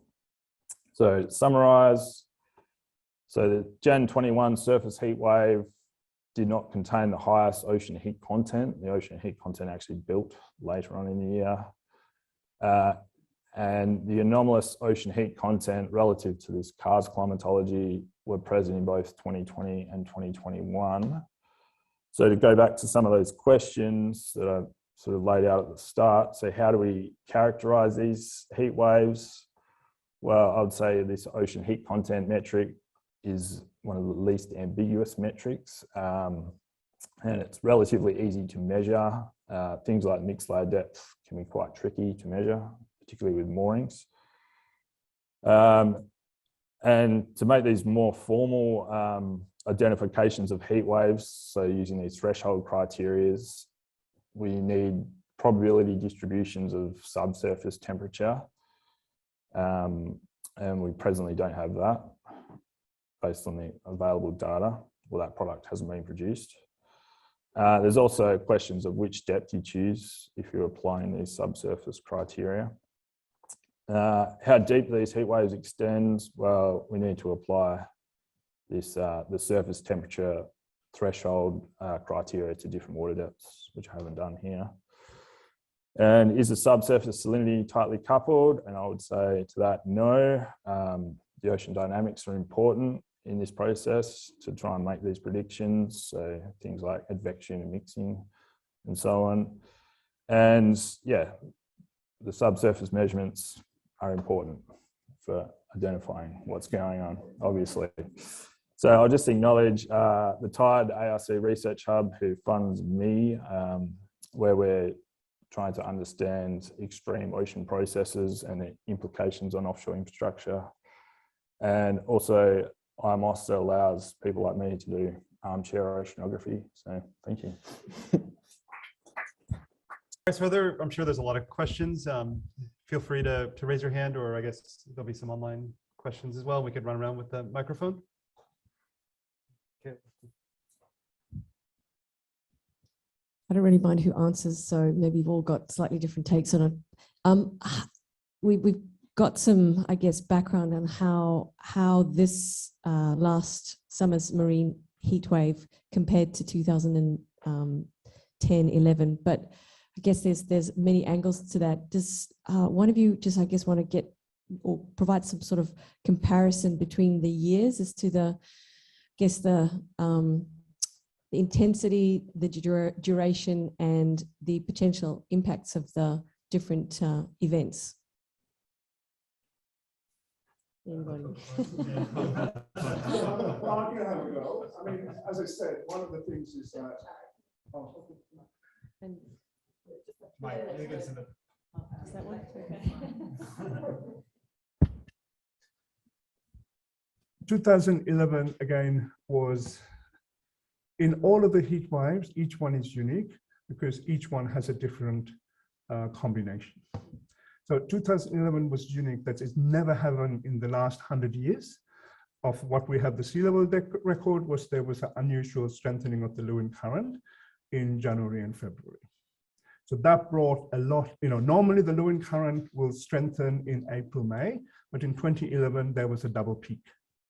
So if the Lewin current strengthened in January and February, that means it's going to bring warmer water southwards. So that's one component.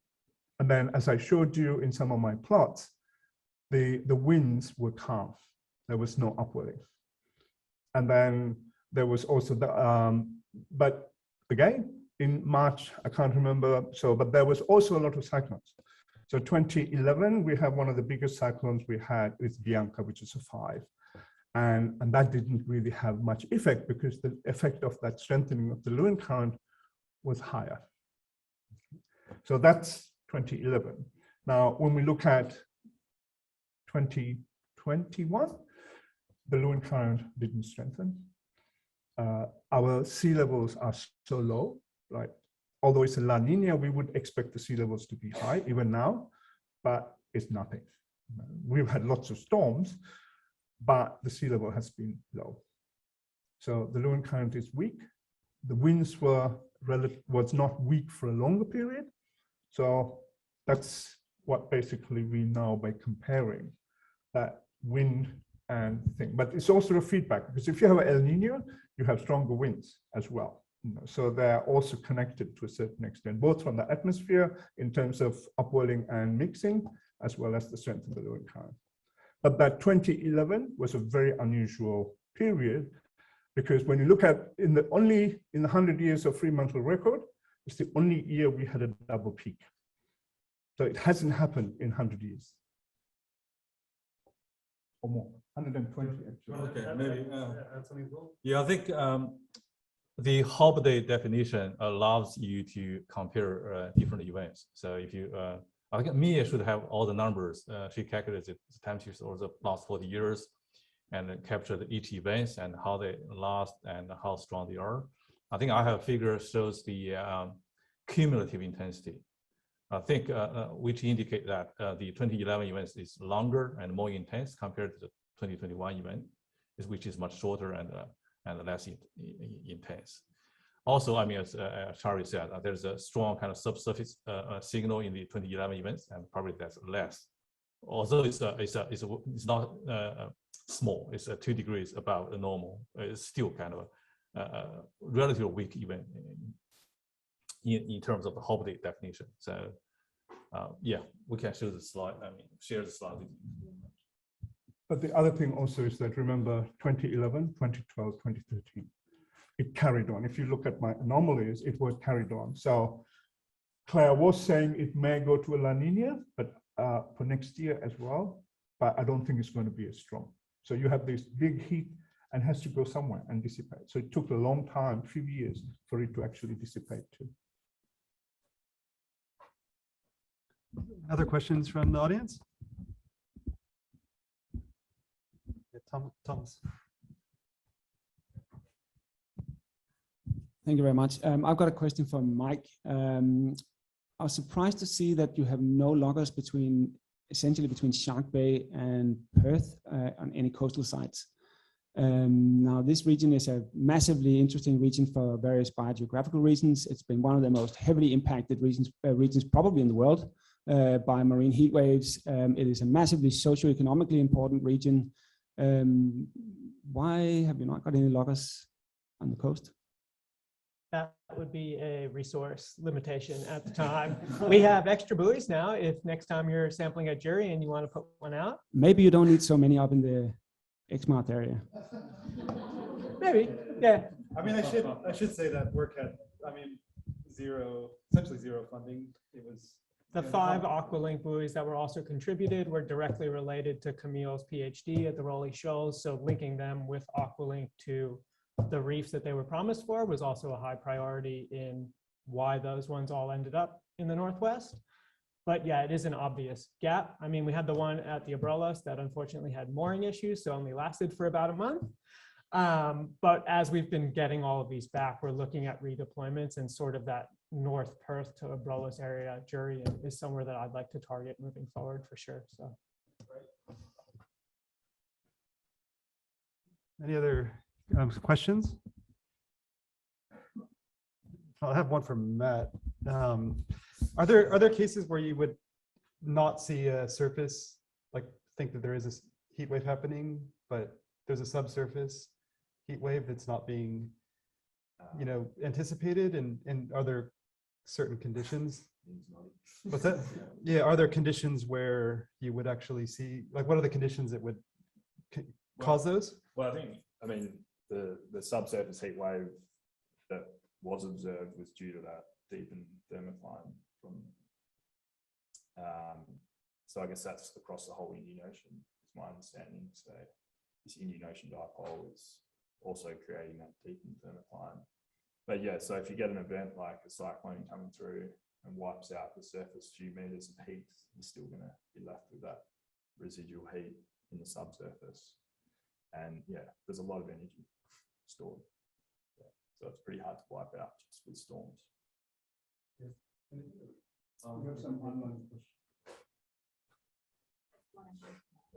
We just got one from Greg. Yeah. Okay, so from peers, why is it important? What is and isn't a marine heat wave? Isn't it more important what the different environments experience and are adapted to, so we can consider the actual significance? How do we get into the question of significance? I mean, I think I could partially answer that like the next session is really going to be looking at some of the impacts and the ecological impacts. But I mean, does anybody have any? Well, I think the definition. Yeah. The definition's broad to encompass all ecosystems at the moment. So I would say. I think it's really important because understanding and eventually being able to predict what's going to happen when you have heat waves. You need to have a way to quantify them in an objective and comparable manner. One of the real difficulties in trying to understand when marine heat waves have ecological impacts, if you look backwards in history, is that you're really comparing apples and oranges. Everyone has used their own favorite little metric for quantifying how hot it was that year. Now, that makes it really, really difficult to come up with any sort of predictive framework for when a marine heat wave will have impacts on species and therefore also flow-on effects on various ecosystem services. So that is why it is critical to have a good working definition of when something is a marine heat wave and how what the different characteristics of that heat wave is. I mean, there's many other characteristics to marine heat waves than the intensity and the duration. There's also things like the onset rate or the ramp up speed and things like that. And actually the Hobday definition has a whole taxonomy of different characteristics of marine heat waves that all can be used in an analytical way. And that is why it's so important to be able to define when there's a marine heat wave and when there's not.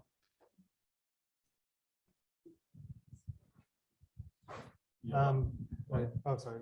One comment on that is it's easier to define a marine heat wave at sea surface with the availability of the satellite data, but subsurface information is hard to get, and the damage to the impact on the benthic community sometimes is hard to assess.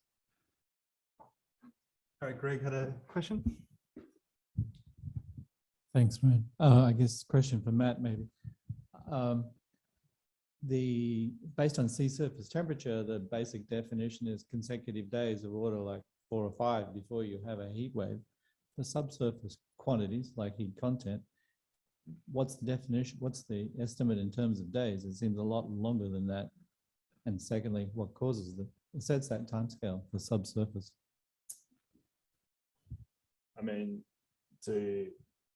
as I alluded to identify the subsurface heat wave, you need this probability distribution of water temperature at different depths. So yeah, that doesn't exist at present based on the sparsity of the current measurement, although it could be derived, I would say. And so what's the next part? Well, essentially kind of what is your best estimate of a time? How many consecutive days of excessive heat content would you say is realistic? Yeah, I mean, I wouldn't know. I mean, it's going to depend on species, right? Like the heat exposure, I guess I'm not sure where that 5 days has actually come from. So someone else can. I mean, the 5 day, if for a wind-driven system, the 5 days is not really applicable because you would actually have it purely dependent on the wind in the system. And then also it's not applicable in a lot of the ones that sea surface temperature, if you look at not in the near shore, but in the offshore where you actually have an eddy. So if you look at all the plots that Claire was showing and I was showing, there are lots of circular systems outside, and that's not a heat wave. It's just because an eddy was there, which has never been before. So it comes up as a warm anomaly. That's not a heat wave. So when you actually look at these, you have to be a little bit careful and put your own interpretation, whether it's actually heating or it's just an anomaly of a warm water going to the system. So in the same way, in a lot of places you see Gulf Stream and the Kuroshio saying, oh, there's a heating, but all it means is that slight shift in the path of the main current actually gives you a warm period. So it's not really a heat wave, but by definition it would be a heat wave. So have to be careful. Just time for one more question. There was one in the back. Yep. It's not so much a question, more of a comment, I guess, to Cherry, but to everyone.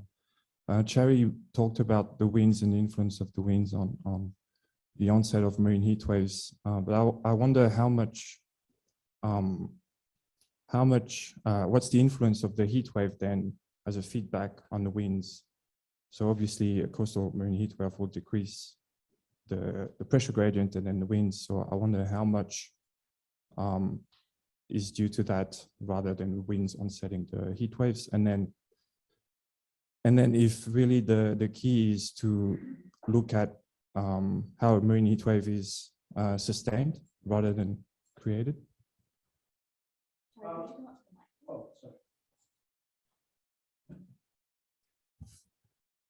So the winds that we're talking about is synoptic winds, as opposed to it's over the ocean, but it's really driven by what happens on the land surface. So if you look at in our summer, we basically have a low pressure system south of Pilbara. And that's what basically drives all of the southerly winds and then the high pressure system. So in that local system, that what you're talking about, they are not really governed by the heat wave to a certain extent in the ocean, but what the heat and the pressure gradients on land. So that's the large scale.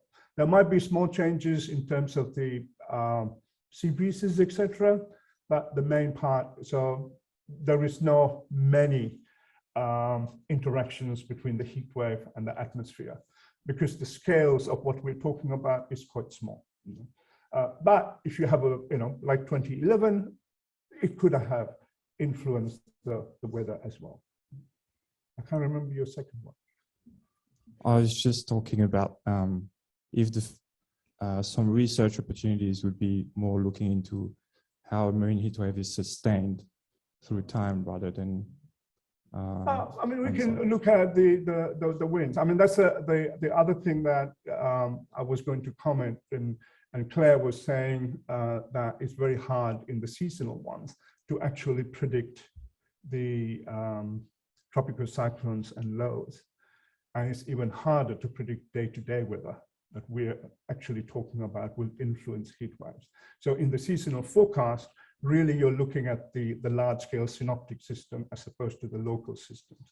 So for example, in the seasonal models, you basically have wind at midnight. That's what it is predicted. So there is a lot more we need to do about affecting wind, especially on the West Coast here, where wind has a big component. As we know, WA is windy. All right, so I think feel free to ask the speakers questions in the break. So we'll have a 20-minute break roughly. All right, I think we're ready to get started again. So I'll welcome Michaela up to the front.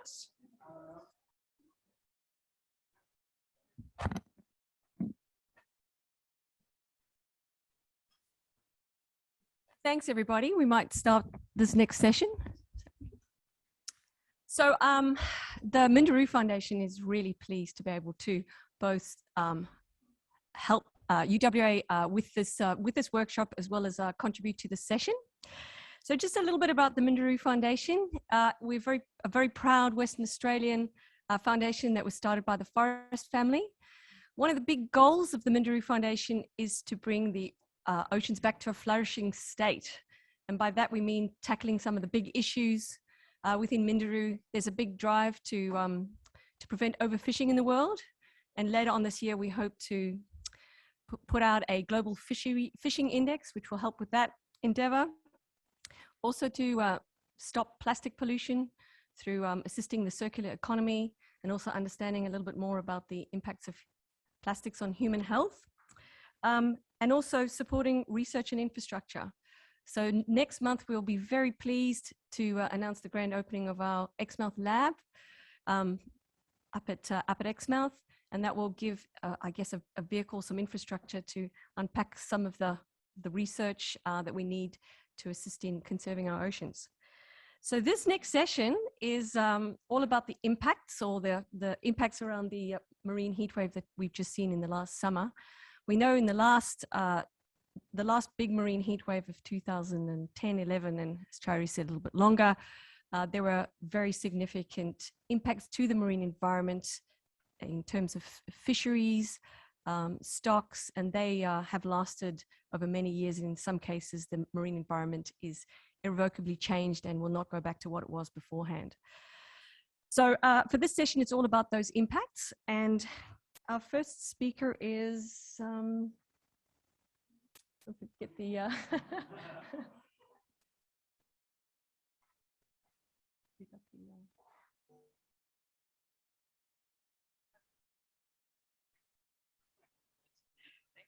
so our first speaker, drum roll, It's Ryan. Yeah. We were just looking Like- up there. Thanks, Ryan. Yeah, I think. Does that work? Okay, thanks everybody. So I'm going to talk about work we've been doing over the last several years, looking at some of the drivers of temperature variability at fine scales within reefs, and really talk about the role that oceanographic processes play and why you really need to understand these to understand spatial patterns of things like coral bleaching often. So the goal of this work is really to understand and improve our ability to predict temperature variability, really concentrating on the scales of reefs. This is really motivated by the fact that when we often think about marine heat waves and the impacts of heat waves, we often rely on, if we're looking far into the future, global climate models that are very coarse resolution, say 100-kilometer resolution, but even satellite products that we use for almost real-time understanding of marine heat waves are kind of on the order of 1 to 10-kilometer resolution. So what this talk is really about is the importance of the finer scale processes that occur within reefs, down to really tens or hundreds of meters. And this is a good example, and I'll talk quite a bit more about Coral Bay, where we've done a lot of work through the years, where you can see, for example, looking at, these are temperature logger measurements. I'll talk more about this data set, but this is about a year of temperature logger data set in the lagoon of Coral Bay. And what's shown here, this delta T, is the difference in the temperature from offshore to that's occurring inside the reef. And you can see that during the winter months, you get the cooling that occurs, atmospheric cooling, where the temperatures are, including for significant periods of time, 4 degrees cooler than offshore. In the summer, you can get 2 to 4 degrees warmer, or 2 to 3 degrees warmer. So really this talk is about how we can understand these temperature differences. It can be larger than a lot of the temperature differences due to the heat wave itself. And so what this really comes down to, as I'll talk about, is understanding the role that hydrodynamic processes essentially play in controlling in regulating the warming of shallow reef waters. And what this is really driven by is, typical diagram here is we have atmospheric air-sea heat fluxes that are very efficient at heating up warm water in shallow water columns that are found on reefs. That water then will be able to be heated for some period of time before it's exchanged with the open ocean. So there's a wide range of different flows that occur in reefs that cause water inside reefs and reef lagoons to be exchanged with the ocean.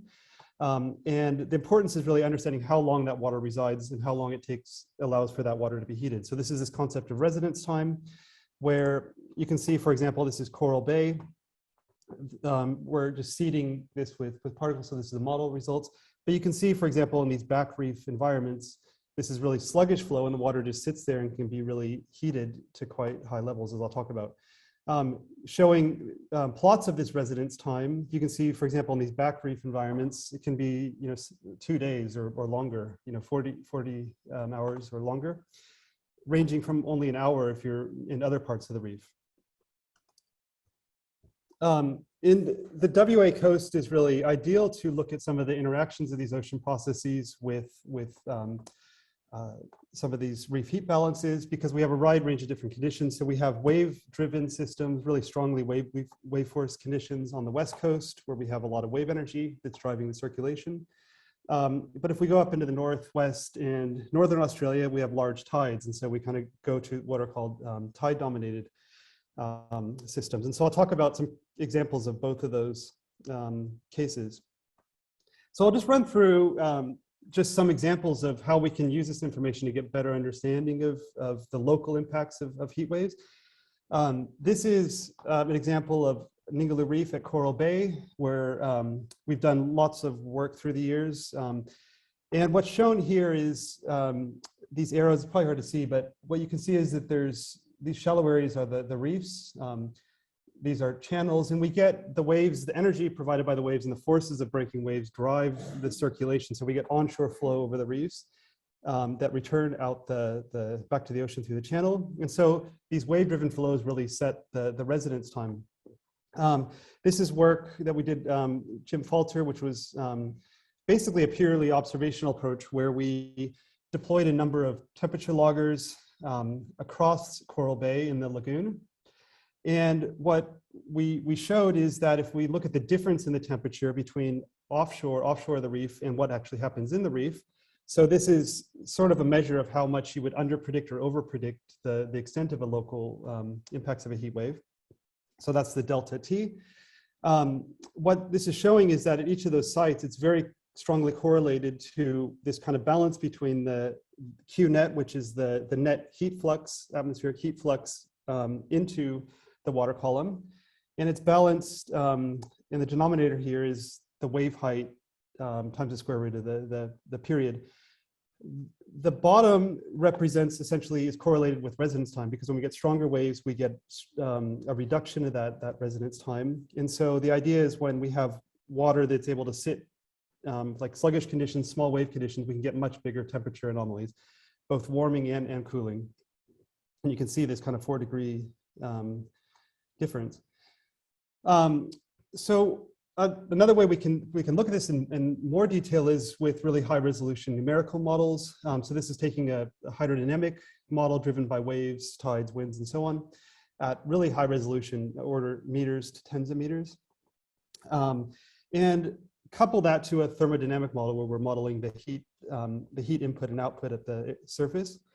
And what we can see is this example here from Zhenlin Zhang's PhD work was looking at this heat wave, the 2010-2011 heat wave where we did see bleaching in Coral Bay, and trying to understand some of the patterns that were observed, where one of the interesting things is that during this period, on average, these back reef areas are, can be one degree or 1.5 degrees warmer on average for that 3-month period. And this is the residence time plot that I showed earlier. You can see that they visually correlate quite well. So that's why those observational results showed that you can come up with these simple empirical relationships. But the really important things is if we talk about what are the implications for predicting, for example, degree heating weeks. So if you would have looked off the waters offshore of Coral Bay, they reach sort of 6 to 8 degree heating weeks at the peak. But if we look in these shallow reef environments, you can see there's local areas that, particularly in these back reef areas, where reached several times greater. And so there's other work we've done with DBCA looking at how we can kind of relate these kind of patterns to actual bleaching patterns, but accounting for these variabilities is quite important to understanding the impacts of bleaching events. So now going to a tide-dominated system. So this is work we've done in the Kimberleys several years ago in the entrance near King Sound at a place called Talon Island. And the Kimberley reefs are quite different in that they're really driven, and the heat budgets are really driven by the effects of tides. And so one of the interesting things you can see right away is on this reef, this is just showing one temperature logger where you can see you get really large diurnal temperature variations varying about 8 degrees from minimum to maximum. This is a animation, so as a visualization. So this is not model output. This is actually, we had about 100 temperature loggers in a grid on this reef, and it's interpolating onto that surface to look at the temperature. And if you look at the time, you'll see this is the morning. You look at these arrows, these are the current measurements that we had, and you can see that what's happening is the tide is falling, and it's actually falling below the reef, and you're getting this kind of ponding of water. So really long residence time. The heating now of this intertidal reef, and you can see the temperatures getting up to 36 to 38 degrees. But what you're going to see now is when the tides then come in, so the tides are essentially rising right now, and you'll see suddenly the tides rise right above the crest of the reef, and you get this cooling again of the reef. So this is more reflective of the offshore temperatures. So we've done a lot of work looking at these tide-dominated reefs and trying to understand the heat budgets. And one of the interesting things about up north is this kind of relationship between how the phase difference between the tides that occurs and the diurnal heating, where you can end up in periods because the the tide, the semi-diurnal tide is at 12.4 hours, and we have the diurnal heating signal, which is 24 hours. We get this phase difference where we can end up in periods where the maximum solar heating aligns with low tide, and other times when it's out of phase. And so we get this kind of interesting beating kind of pattern here where we get periods of extreme heating occurring followed by smaller temperature variations and so on.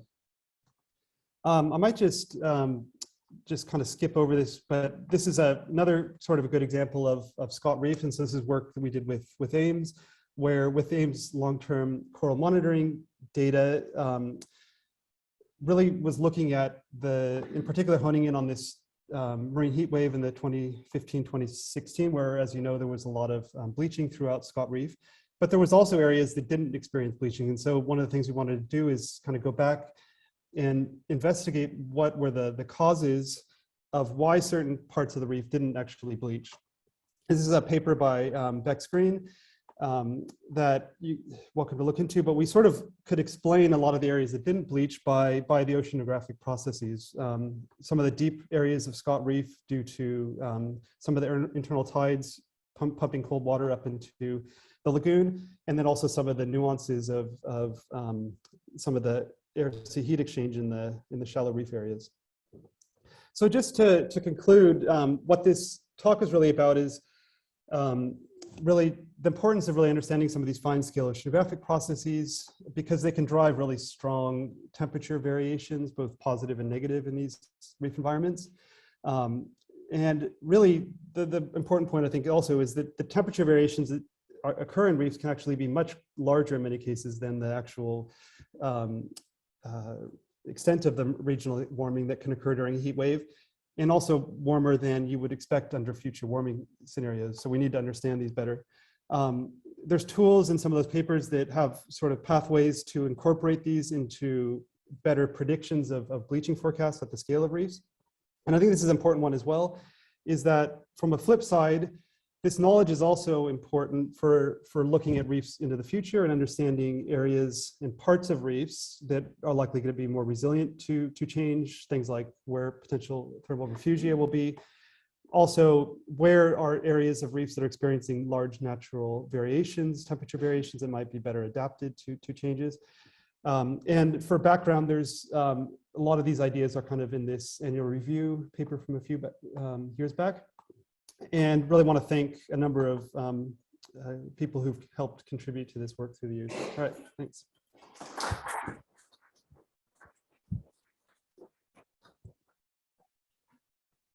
Thanks, Ryan. Our next speaker is Nicole Ryan, and the focus is on the coral bleaching group that was formed to let people know about the predictions and observations around coral bleaching, one of the most, I guess, iconic species in marine heat waves.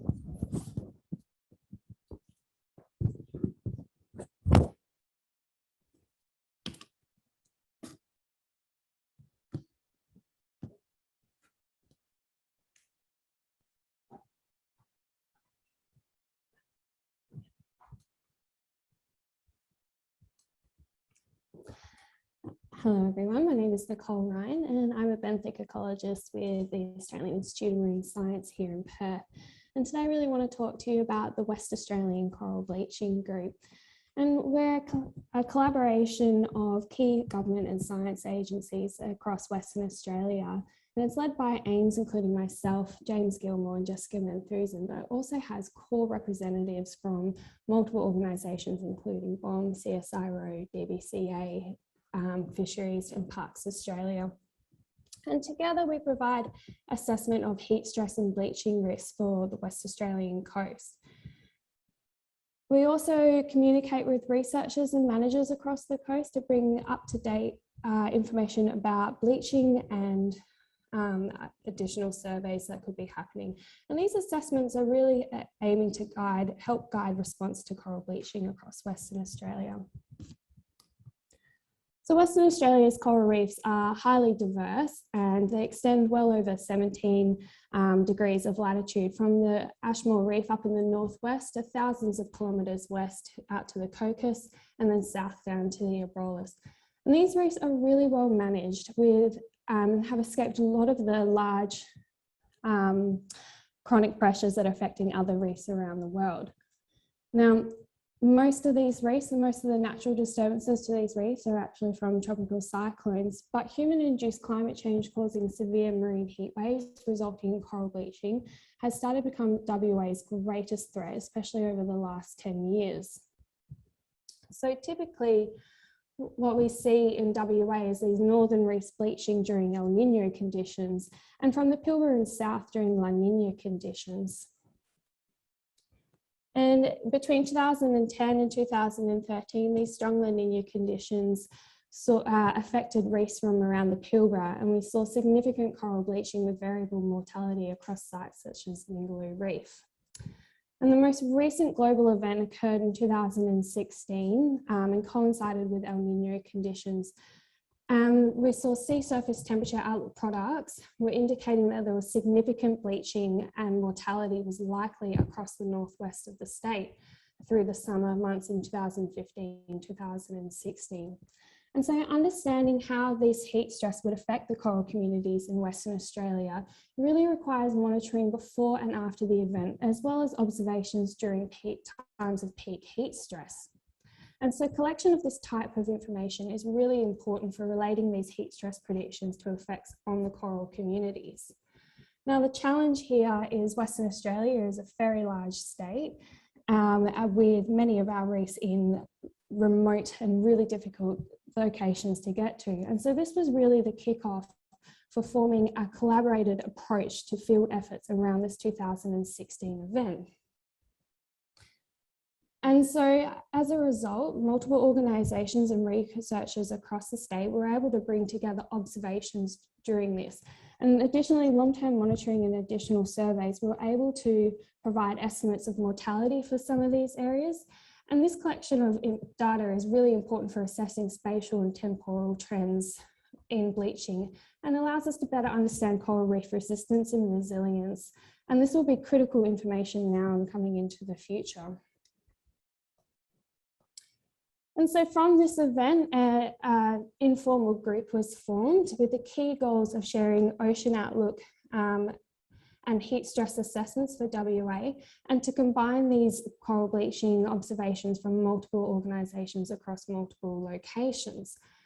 And so through this, the group could expand their observation network and share information about coral bleaching. So since 2010, most of WA's coral reefs have experienced at least one bleaching event. But typically we were seeing the more northern reefs bleach during El Nino conditions. In 2019 and 2020, bleaching on the inshore Kimberley was observed during a neutral enso cycle. And so during this time, one of the highest and most prolonged heat stress occurred across Scott Reef and Ashmore Reefs. And aerial surveys in April earlier this year confirmed moderate bleaching across Ashmore Reef. And it's very likely that this also occurred at Scott Reef a little bit further out because temperature conditions continue to increase and there was a late onset of the monsoon. Additional surveys across the Kimberley also confirmed bleaching across the inshore, and further down at the Rowley Shoals, there was moderate coral bleaching observed across most of the reef. And this is actually the most severe recorded of bleaching for the Rowley Shoals, which has previously only experienced a few moderate bleaching events. And so in early 2020, temperatures were forecasted with reasonable confidence to remain high across the coast through winter, and this is increasing the risk of bleaching across the coast.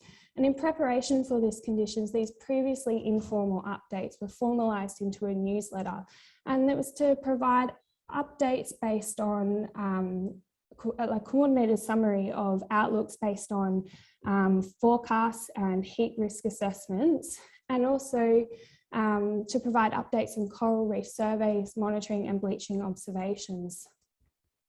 And so we've already covered a fair bit over what's happened during this period. And so just to repeat again, there was a lot of warmth up in the northwest across November and December, which began to move down the coast and really intensified off the central WA in Ningaloo around January.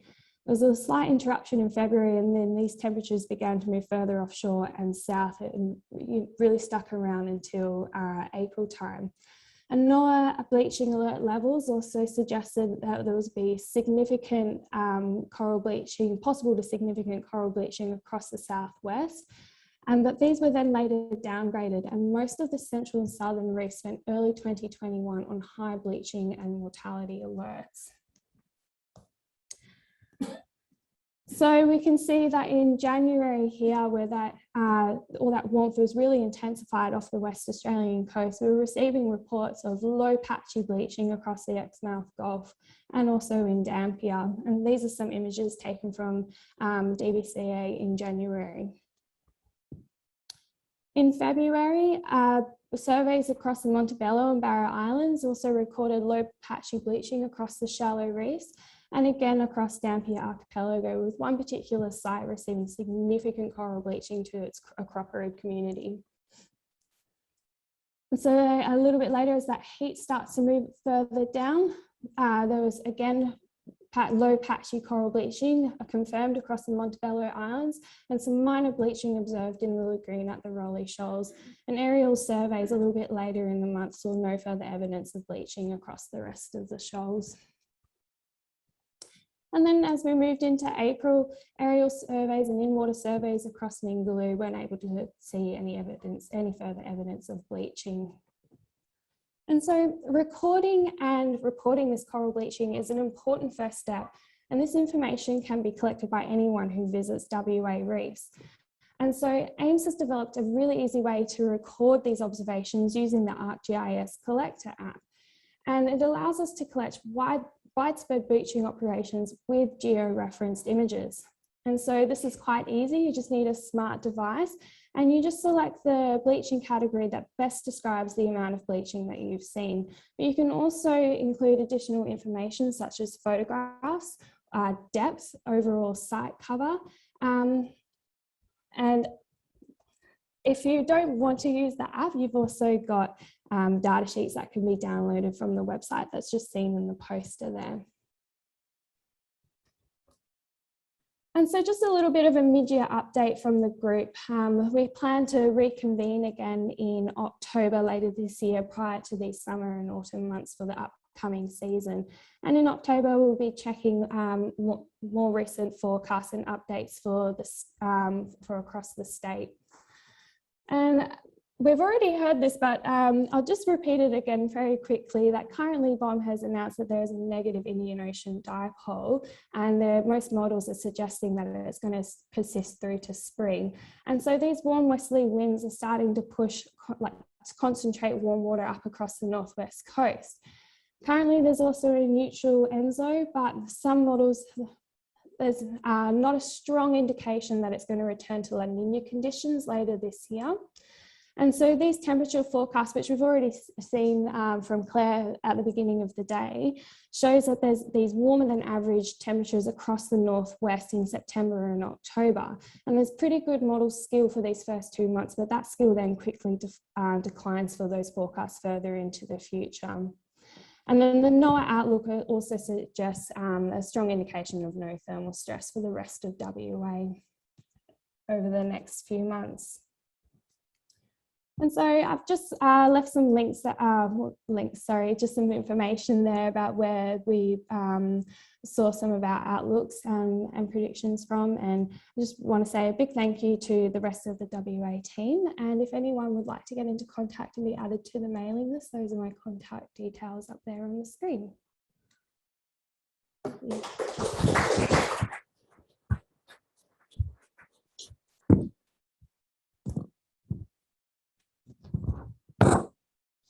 Thanks very much, Nicole. It's really great to see predictions being coupled with observations and having that information put out to the community really quickly. So fantastic initiative there.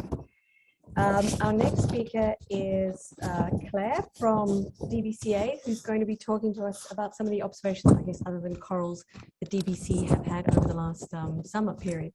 Thanks, Claire.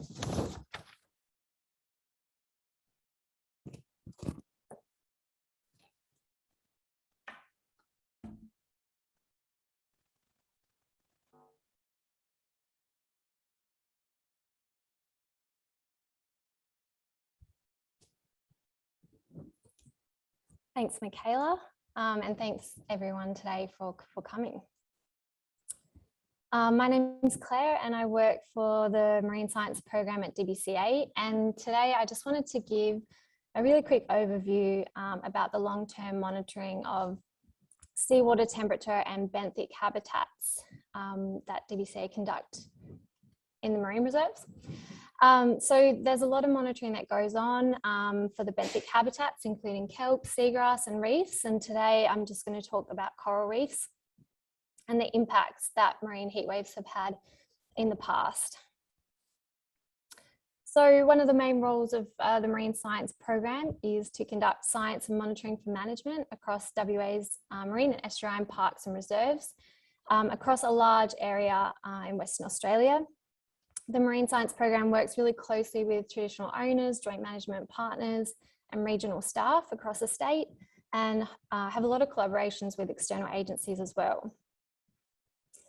So this map in the middle here shows all of the temperature logger site locations across the state, from the inshore Kimberley in the north all the way down to the Nari Capes Marine Park.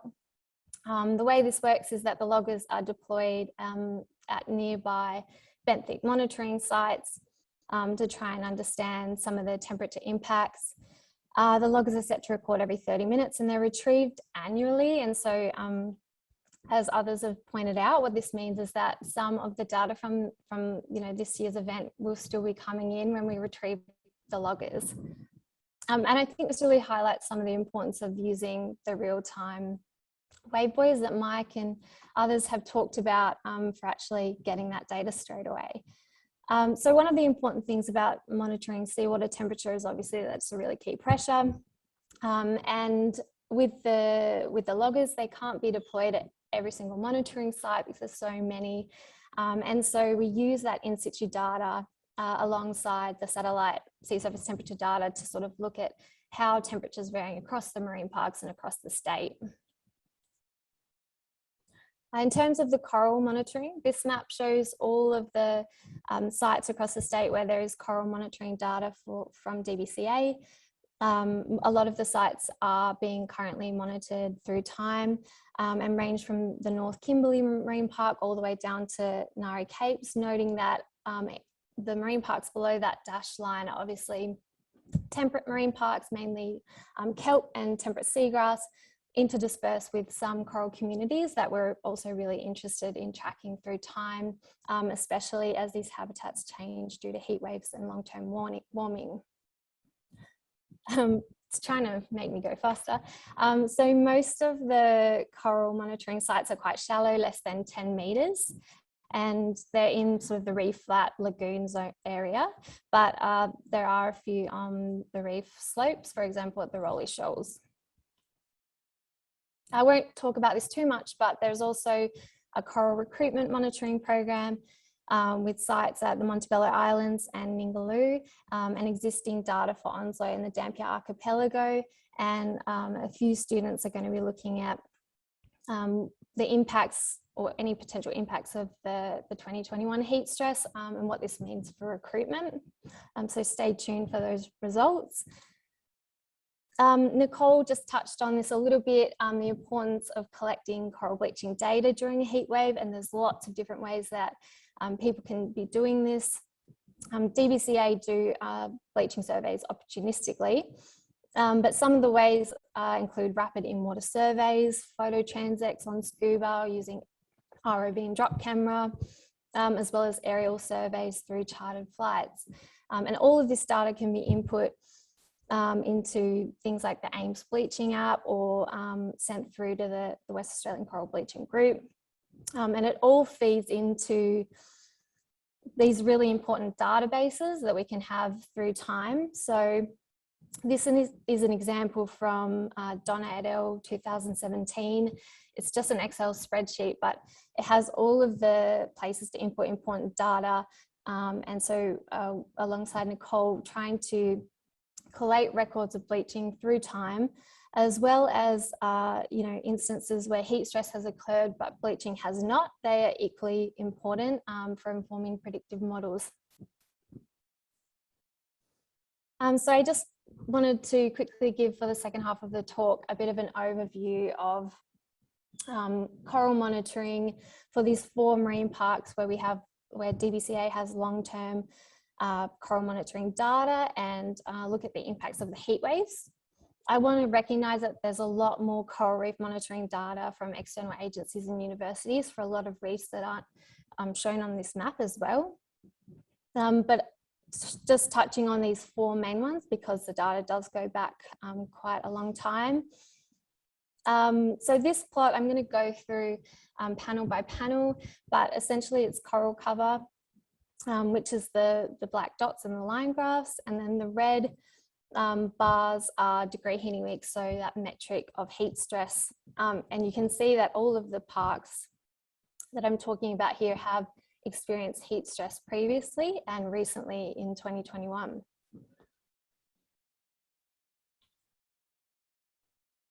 So just starting, oh, and I should mention as well, James Gilmore's recent work and some other work that sort of broadly pulls together a lot of different data from places that sort of links in with this talk as well. So starting with the Rolly Shoals Marine Park, as Nicole mentioned, there was some recent bleaching last year at the Rolly Shoals, and it was thought to be some of the worst bleaching on record. So surveys done about 6 months later in October 2020 actually showed that there was some recovery and minimal mortality at the long-term coral monitoring sites. So this graph here is Clerk on top and Imperius down the bottom, and coral cover over time for both the lagoon and the reef slope. And you can see in these recent years there has been a slight decline at some areas, but overall fairly minimal. For the Montebello and Barrow Island Marine Conservation Reserves, it's a really different story. Following the 2013 heat wave, there was major loss of coral, going from about 30 to 40% coral cover before the heat wave to less than 20% cover, and it's remained low ever since. And there's really minimal signs of recovery, and coral cover remains low except for at just a few of the monitoring sites. Bearing in mind that these are the shallow monitoring sites, so they could have been more impacted than deeper areas. But what this really highlights is the long timeframes between events that cause coral mortality and the potential for recovery. So if bleaching events do become more intense and more frequent, that time frame for recovery, which is already quite a long time, will be shortened. So yeah, for Ningaloo Marine Park, the impacts of previous heat waves have really varied for different sections of the marine park. There was a major loss of coral cover in the eastern section, so around Bundegi, and this is really highlighted in that red top panel for the eastern sector, and is circled on the map where Bundegi is. There was also the impacts of cyclones during this time, and there's been sustained declines in coral cover in the southern section from 2011 onwards at the monitoring sites. So overall, coral cover in the park is above 20%, but there has been slow declines over time, and the impacts of that 2011 to 2013 heat wave is still evident. Shark Bay Marine Park is a really interesting area. In the last 10 years, you can see it's had high degree heating weeks almost every year. And this area is actually really important for seagrass. I wanted to mention that because I'm not sure if anyone's going to be talking about seagrass. Simone Stridham and co-authors did a lot of work recently to describe and characterize the major loss of seagrass following 2011.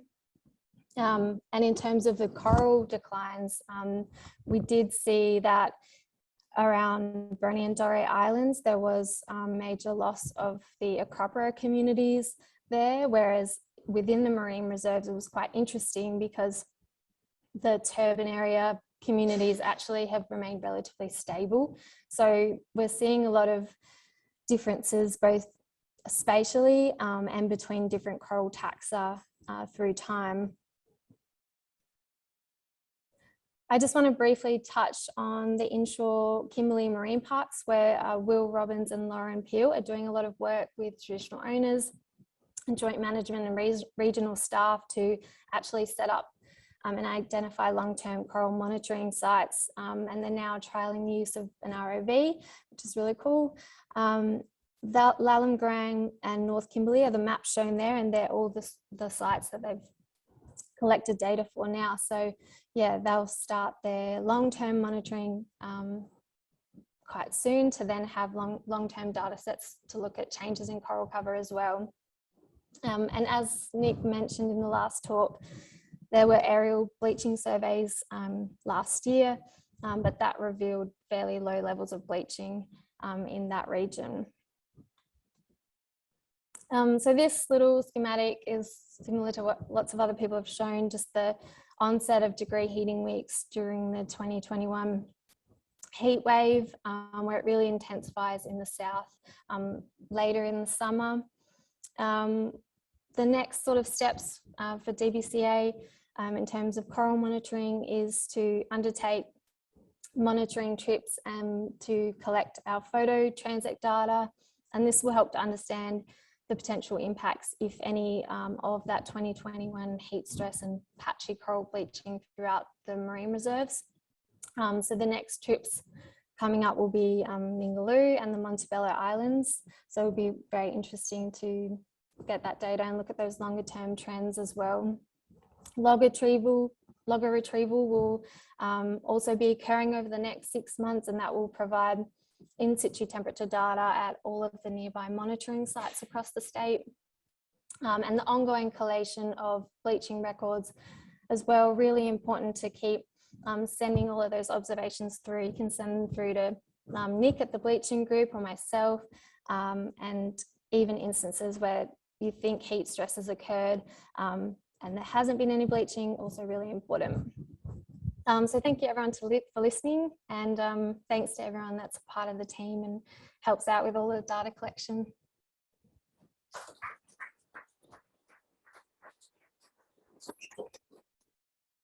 Thanks, Claire. Very salient point about the sustained impacts and the low coral cover from that earlier marine heat wave.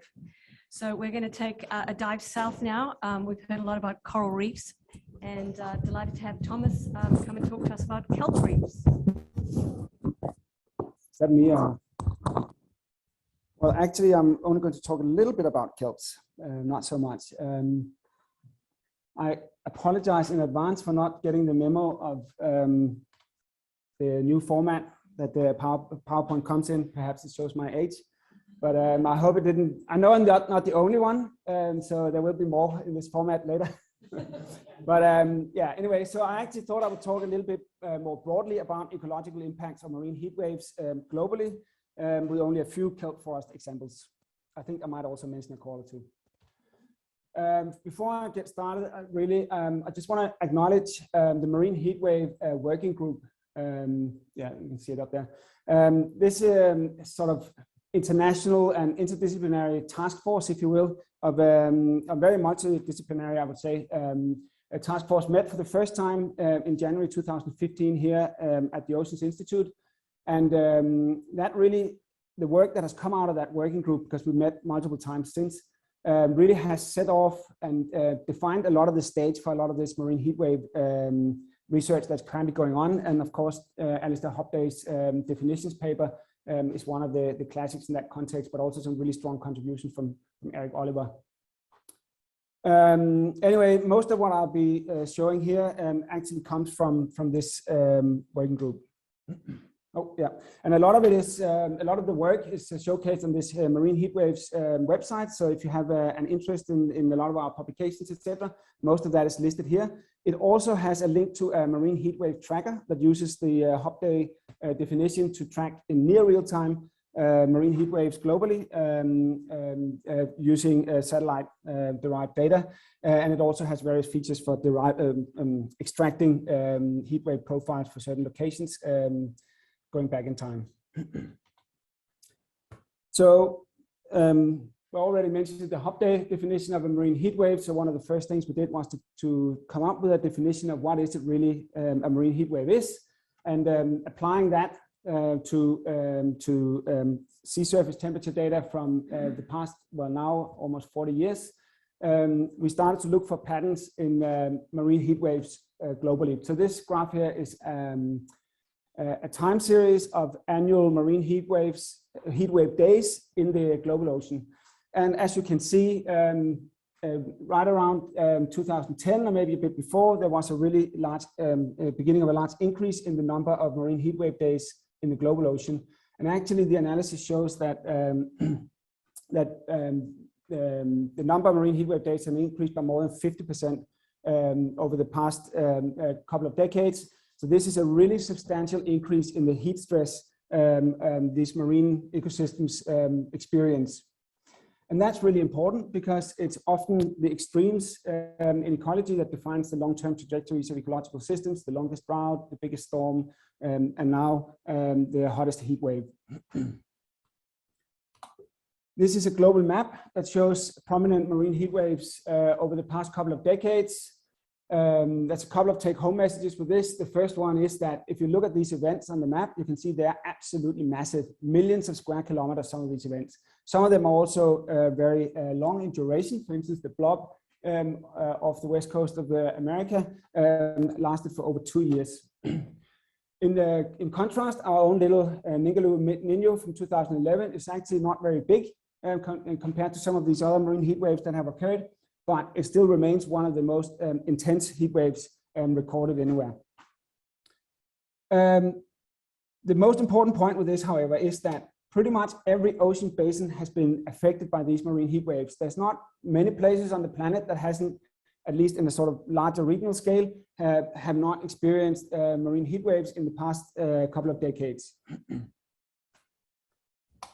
So to try and sort of understand what effects these marine heat waves have precipitated in marine communities, we started out with a meta-analysis or a literature study of the published effects on biological responses of a range of different marine heat waves. And when we say biological responses, we're talking about whole organism kind of responses. So we're talking about changes in survival, changes in abundance, growth, reproduction, primary production, bleaching, etc. And what we have here on the left-hand side are the 8 different marine heat waves that we were able to find documented biological impacts for. And then on the right-hand side, different groups of organisms. So these are standardized effect sizes. So essentially, the more negative the measure is, the worse the impact was relative to some unaffected control. And the main message here is that if you look at marine heat waves, every marine heat wave that has been recorded so far, where there's been a record of biological responses, have showed a mean negative response to that marine heat wave. So all marine heat waves have negative responses on the organisms that are affected. The picture is a little bit less clear when we look at the different types of organisms. You can see there's some organisms such as corals that have very strongly negative responses to marine heat waves, whereas others such as macroalgae, seagrasses, and maybe fishes even, and then mobile invertebrates have even positive effects. When you start digging into that a little bit, it has a lot to do with the kinds of metrics we use and also the kinds of responses that these groups of organisms have. If you think about, for instance, macroalgae, and maybe even more so with fishes and mobile invertebrates, the positive values there are generally because you see changes in distribution, where you have, for instance, an increase in the abundance of a warm-associated species in a location. So that, in a meta-analysis, becomes a positive effect. So by and large, responses in fishes have been positive, and that is what we know as tropicalization. Areas that experience these marine heat waves on the fish side of things will often see an increase in their warm water fishes in that location. Same thing for the invertebrates. With the seaweeds, you have some that are temperate and some that are tropical, and the effect sort of evens out, and that's why the effect when you look at the mean effect, is more or less 0. The next step that we are in the middle of doing now is teasing apart all of these responses in somewhat more detail. But again, overwhelmingly, what we would characterize as negative effects of marine heat waves. These 3 graphs here shows some time series analysis for 3 foundation species, 3 different types of foundation species. We have corals. This is probably the only thing I'd say about corals. Seagrasses and kelp forests. And then the performance of these 3 foundation species, depending on how many heat wave days, the populations that were measured here, how many heat wave days they experienced in a year. And as you can see from this graph here, there's quite a good relationship between the actual exposure to these heat waves and the performance of these foundation species. So the more heat wave they experience, the worse they're doing. Now, this is a really big problem because, as I said, these are foundation species. A lot of different communities, associated communities, depend on these species. If these species collapse, the entire community is at risk. So entire ecosystems are at risk when we see these kind of things with foundation species. This here is a global map that shows different places around the world where we have lost kelp forests in the past couple of decades. As you can see, it's happened pretty much everywhere. The color coding here on the different pie charts represent the different drivers that were associated with the loss of those kelp forests. And the red and the orange colors, which you can see are pretty dominant across the board there, represent the marine heat waves and gradual warming.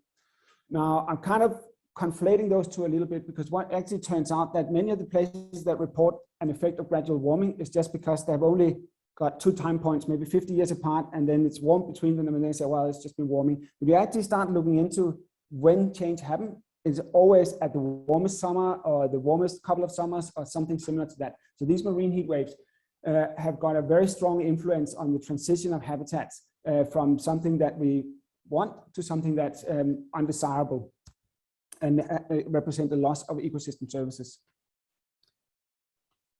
And this is what it looked like in Western Australia. Many of you have probably seen this graph before. This is from Kalbai, where before the marine heat wave in 2011, which is this red spike here, a sea surface temperature anomaly, the reefs of Kalbai were just completely covered, blanket covered with kelp forests. They disappeared during the marine heat wave, and we have not actually seen any kelp forest up on these particular reefs since. They have completely been taken over initially by turf-forming algae, and they still dominate these very low-lying carpets of sediment-filled seaweeds. And now other things like sargassums and things like that are starting to come in, but the kelp forest, now 10 years later, has still not recovered. So, yes, we're losing all these kelp forests around the world, and also coral reefs and seagrass meadows, etc. What does it matter? Is it just the poor critters that are suffering, or does it actually affect people? And this is an outcome of a literature study we've just completed, and it's just under revision. And we essentially went into the literature and had a look for all of the different evidence we could find for where marine heat waves have impacted ecosystem services for people. So we've got things like impact on fisheries, which I think Nick will be talking about afterwards.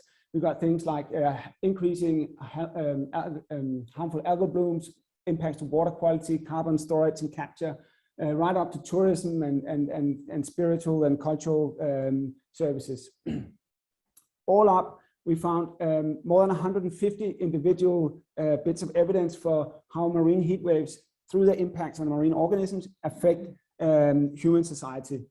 So I think this is quite a strong and compelling evidence that marine heat waves actually, the impact of these events trickle on into the broader society, and particular coastal communities are of course particularly vulnerable. The other really interesting thing here is if you look at the global map and where these different impacts on ecosystem services were recorded, again, every one of the larger marine heat waves we've seen in the past couple of decades have actually been associated with some sort of negative impact on the nearby human communities.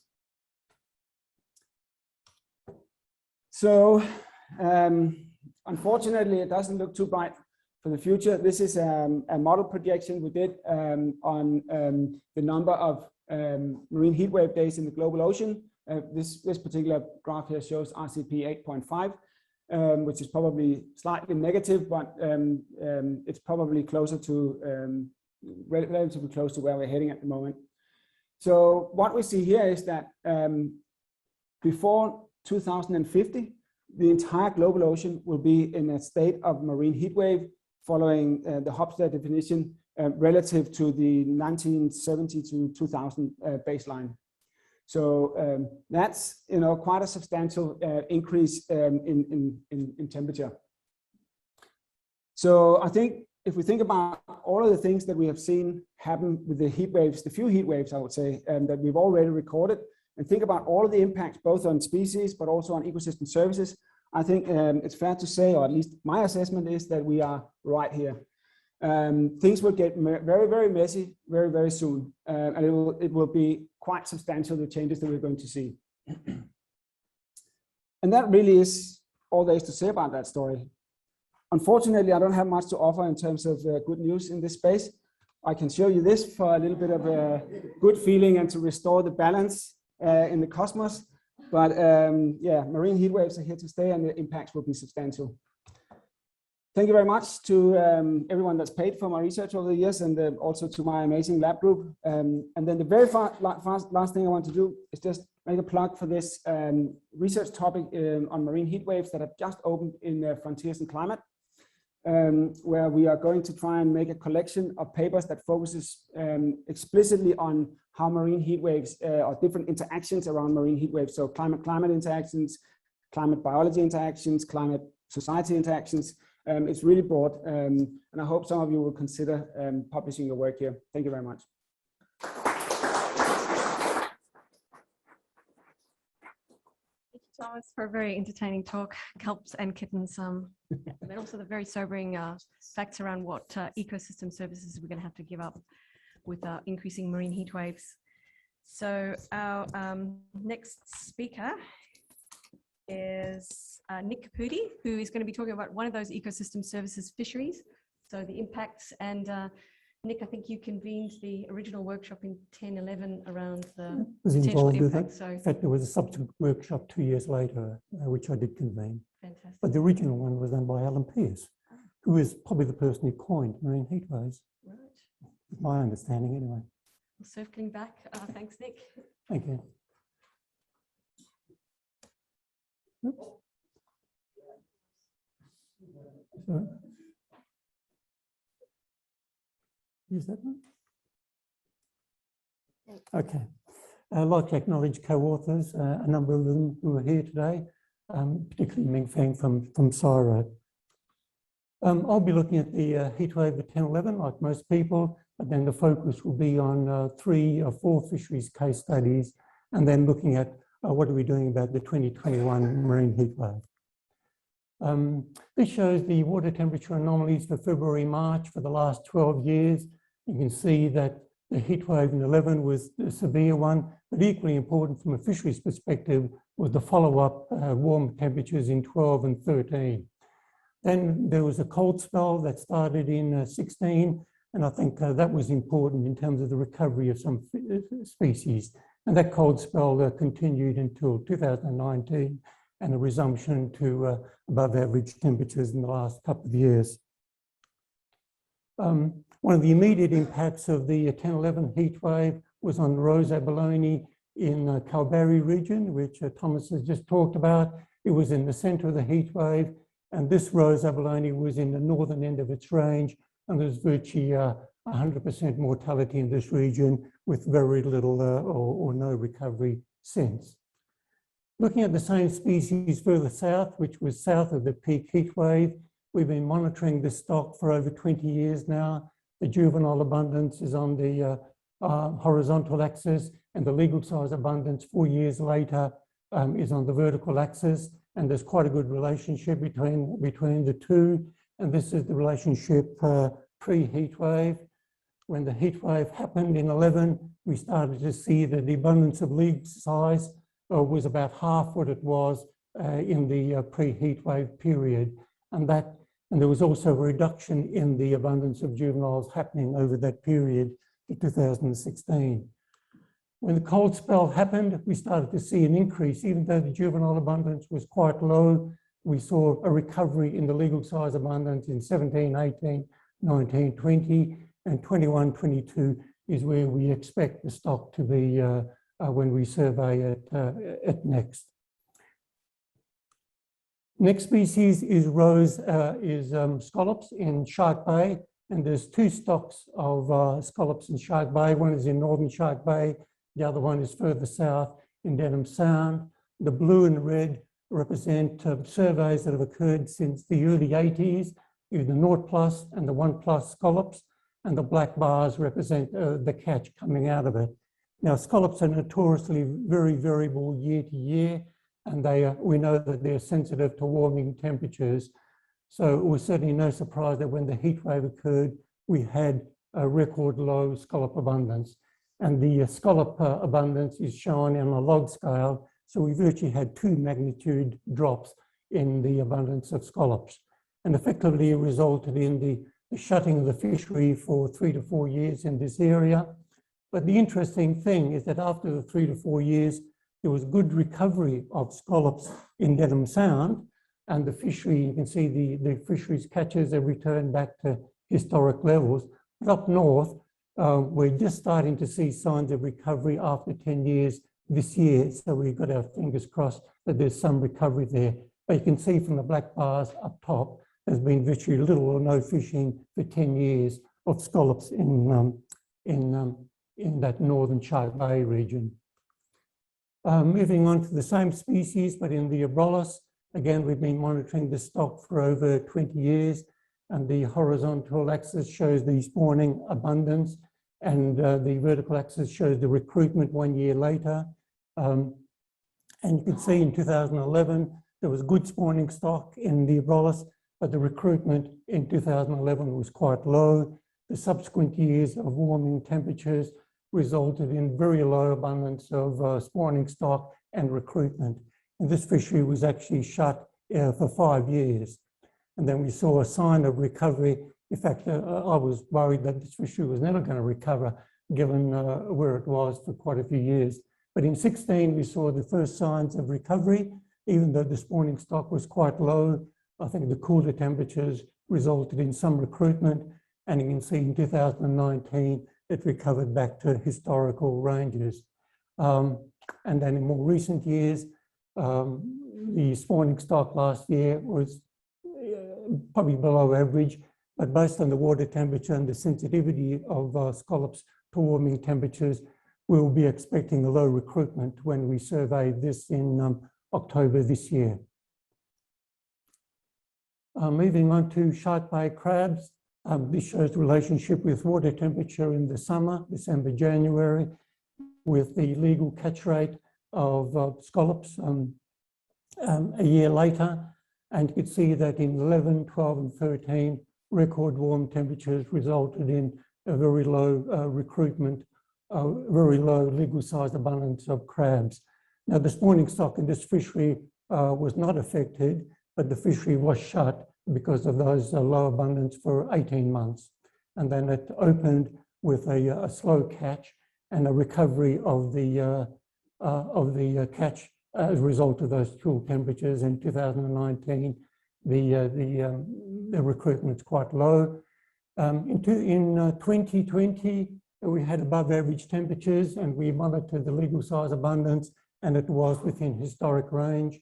And in 21, obviously the temperature's even warmer, and so we'll be surveying this stock in November this year to see how it's going. But at this stage, there doesn't seem to be any impact in the fishery so far. Our last fishery that I'm looking at is rock lobster, western rock lobster, looking at 2 sites in Kalbarri, which is the centre of the heatwave, and Jurien, which was further south. And the red represents the juvenile abundance, 2 years old, and the blue represents the abundance of the pluralist, sort of 2 years previously. And the difference between these 2 slides is that pre-heatwave, there was a good relationship between the pluralist and the subsequent juvenile abundance 2 years later. But after that, the pluralist recovered to, was at historic levels, but the juvenile abundance has stayed quite low for a good 10 years. And as Thomas mentioned, this was one of the areas where the habitat could be impacted. Over the last couple of years, we're seeing some signs of recovery for the first time in the undersized abundance in Kalbarri. And you can see in juveniles, the trend between the pluralists and the juveniles are in sync. And in fact, if you go further south in Fremantle, the abundance of the undersized is above what we would expect based on juvenile abundance. So in the Fremantle area, the heat wave, if anything, had a positive impact. And so just to summarize that, species at the upper end of their temperature range, like abalone and Kalbarri, are strongly affected, and then we're struggling to recover. Some species are naturally sensitive to warming temperatures, and like scallops, so even a small increase in above average temperatures results in a negative impact of those. In some fisheries, if the warming trend continues for quite a while and the spawning stock is affected, then you have to wait for the spawning stock to recover somewhat before you can get a recovery in the recruitment.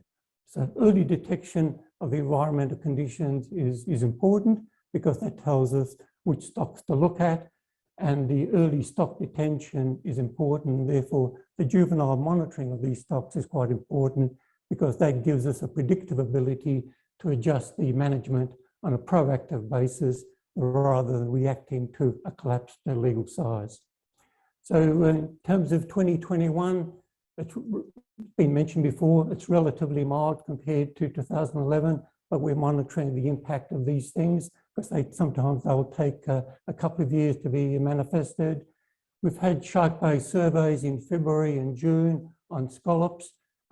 Doesn't seem to be any major effects in the short term, but we do expect a decline in the scallop recruitment when we do our surveys in the Abrolhos and in Shark Bay in November.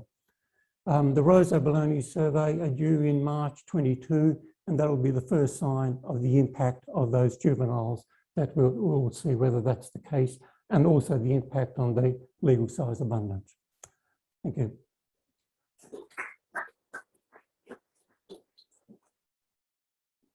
Thanks very much, Nick. Okay, so we're coming to the last speaker in the session, Priscilla, who's going to talk to us about harnessing environmental DNA for long-term monitoring of marine heatwave hotspots.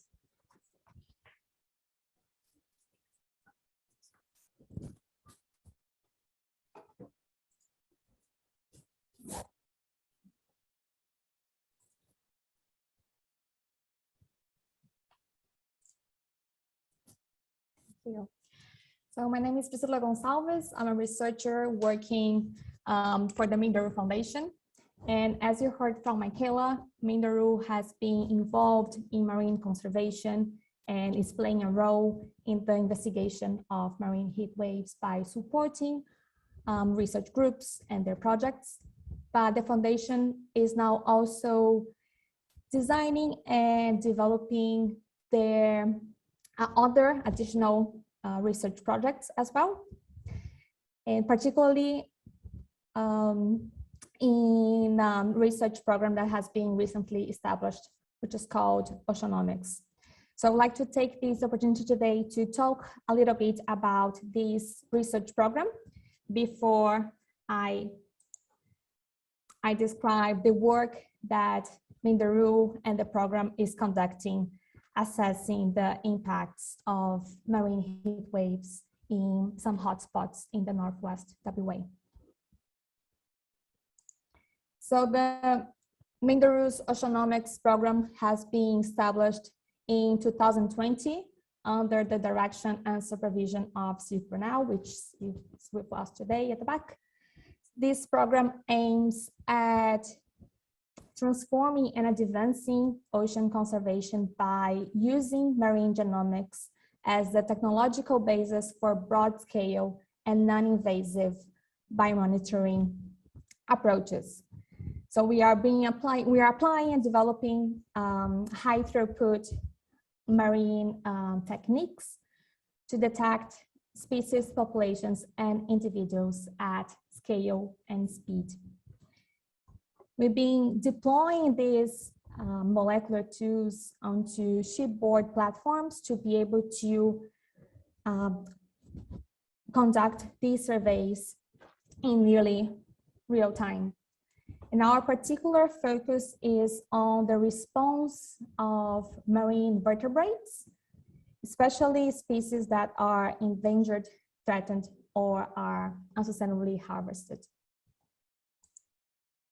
So we have, over the past year, transformed our research vessel into a marine genomics facility, and that includes lab spaces and resources that allows us to not only sample environmental DNA, which is the major focus of our research at the moment, but also do the full processing and the sequencing of those samples on board our research vessel. So this is our vessel, Pangea Ocean Explorer, and the different spaces that we have on board to go from sampling to sequencing at sea. We have deployed this platform in a number of expeditions since October last year, covering different environments from the reef systems in the East Coast to the systems, coral reef systems in the West, and also some temperate environments like Perth Canyon and the Barbados Islands. We have just returned from an expedition that covered the Rolly Shoals and also the Montebello Islands. And I'm going to talk a little bit about this particular expedition today because they are part of this project that we have recently established in collaboration with UWA and AIMS, which has the goal of develop this long-term monitoring of marine heatwave hotspots using environmental DNA approaches. So this project has these two study sites, Rolly Shoals and Montebello Islands, and the project has been conceived early this year in response to the warming events that were observed in that region. So the first sampling expedition was conducted in February, and that covered different sites at the Rolly Shoals and also at the Montebello Islands. And we have, as of 2 days ago, just returned from the second sampling event that covered the same sites, in addition to other locations that we're able to assess and survey in this voyage. So we have two sampling events performed in 2021, and we also have access to eDNA samples that have been collected in a previous survey in the Rolly Shoal atolls. So our intention with this project is to be able to revisit those sites and continue this sampling of environmental DNA throughout the coming years to be able to start building this long-term assessment of marine wildlife and their responses to temperature fluctuations. So we're planning to follow this seasonal fluctuation in sea water temperature that are common in those environments and that are exacerbated when heat wave events are taking place. So just to show you a little bit about our sampling sites, we're covering a number of sites at the Rolly Shoals across the 3 atolls, and also sites along the Montebello Islands. So these include some legacy sites that are part of the AIMS long-term monitoring program, also sites that have been assessed by the Reef Life Survey, that have been sampled and surveyed by BRUV's methods and are part of the Global Archive, in addition to newly established sites that we are adding to these lists of monitoring locations. So our approach involves environmental DNA, which pretty much encompasses the isolation of genetic material from seawater samples. So we are using environmental DNA to monitor the biodiversity of these particular taxa. So we're assessing the response of fishes, sharks, rays, and also corals in response to those temperature fluctuations. And I just have a very quick video to show you that illustrates how the workflow happens on board. And so these are images from our latest expedition. So this is us 2 weeks ago at the Rolly shows. So we go to the location sites on board Pangaea, and our work starts by launching our tender to reach all the different sampling sites. In this expedition, we were able to sample from areas inside and outside the lagoon of the 3 atolls. And it's a very simple and non-invasive sampling procedure, which involves collection of seawater samples at different depths using Niskin bottle. So we deploy this bottle at different locations. We were able to cover reefs at different depths. So we sampled from reefs of 3 meters to reefs as deep as 30, 35 meters. And so we do that procedure of water collection at different sites. We bring the samples back to Pangaea as soon as those sites are all surveyed, and the samples are processed immediately. So the processing of the samples start with filtration of the seawater sample for the isolation of environmental DNA. And once those samples are filtered, that filter membrane is used for extraction, for eDNA extraction. We have a second lab space on Pangaea where we do the amplification of the target genes that inform us which species are present in our samples. And we also have a sequencing machine on board where we could do the sequencing straight away. So this platform allows us to go to those sampling sites and to complete the majority of the work while we are at sea.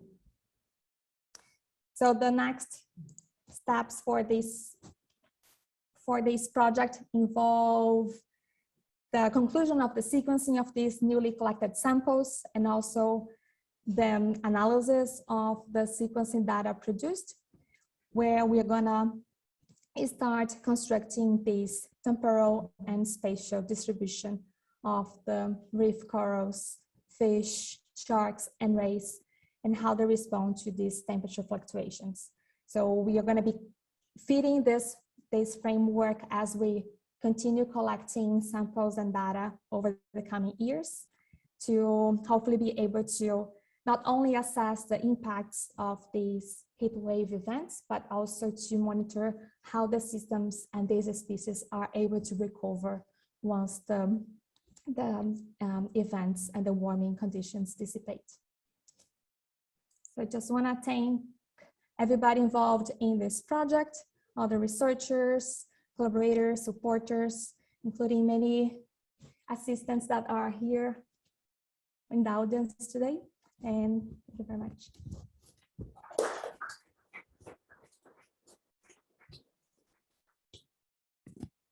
Thanks, Priscilla. This comes to the end of the session. We have time for a few questions if anyone has any for the speakers.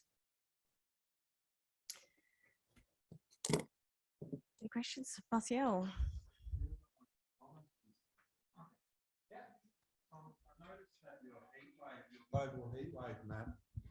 I noticed that your global heat wave map didn't have any spots on the GBR. Is that because it didn't meet the definition of a heat wave, or?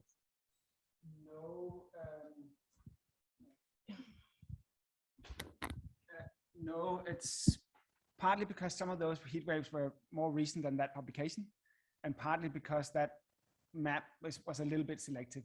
So it doesn't show everything because, well, if you were to put all heat, so the thing is, heat wave following the Hubble definition is a statistical property. So 10% of the measurements will always be in a heat wave state. So these were particular heat waves that had some threshold of severity that we plotted on this map.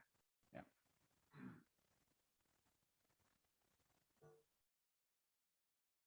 Another question? Back there?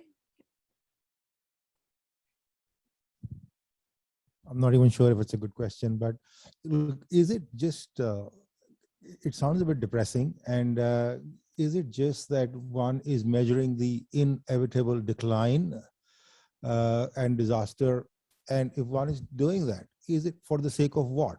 Or is there hope? Hope is probably a wrong word. Are there areas where this decline or the proverbial hitting the fan could actually be influenced in some way, shape, or form? What is the wider wisdom around that space? Maybe that one's one for you, Thomas. Some of your plots on species that are sessile versus mobile. I can say something about hope. I'm hopeful. I just don't think that that at the moment it's a good news story, and I think we need to stop trying to always find the good news story when it's obviously not there. A lot of these ecosystem transitions that are happening are, at least in the intermediate time scale, and now when I say intermediate, I'm talking decades at least, are to environments that produce ecosystem services that we are currently not used to, and that we currently don't, you know, we need to get used to the change. But there are winners and losers in every game, and that's also the case with marine heat waves. And one of the things that's happening is that new species will come in and take over, and that will provide new opportunities for new fisheries, new recreational opportunities, etc. You know, maybe there can be a thriving coral reef diving tourism here around Perth in some distant future. You know, there are winners and losers. So of course, you know, nature will, you know, find its way around it, and we just need to be flexible enough to actually also be able to, you know, get the most out of those opportunities that are provided to us. But by and large, I don't think it's a good news story at the moment, unfortunately. But there are also other things we can do in terms of like restoration, and there's a lot of success with that in some areas. We can be a little bit creative. It's still a bit ethically contentious, I guess, when we start talking about, you know, selective breeding and those kinds of things. We've done it on land for millennia. I mean, you know, it's not the strangest thought. I think that maybe we could, you know, influence the resilience of some of these ecosystems. And we are actually changing our research directions at the moment to sort of focus more on solutions and less on just mapping calamities and disaster. There's a lot of research effort going into, you know, understanding restoration efforts, for instance, identifying the species, identifying the places where the environment, like Ryan's talk is a good example of that, the environment, where are things more resilient? And that's where the hope is, of course. Thank you. So that question probably spilled over into the next session, Nicole, which is where we put everything together and discuss the, I guess, what we've learned today. So I'll just hand over to you. Yep.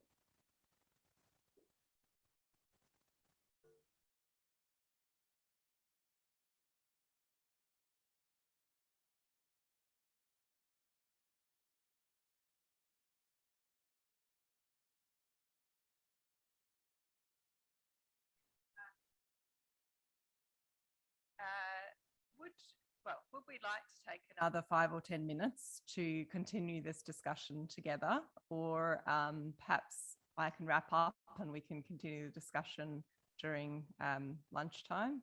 Any votes either way? I'm pretty hungry, but this is an important topic. Who would like to continue the discussion? We could invite some of the members of the speakers today up and have a bit more of a panel discussion, or is it more positive to have smaller conversations out at lunch? Who goes for one? Hands up. 2?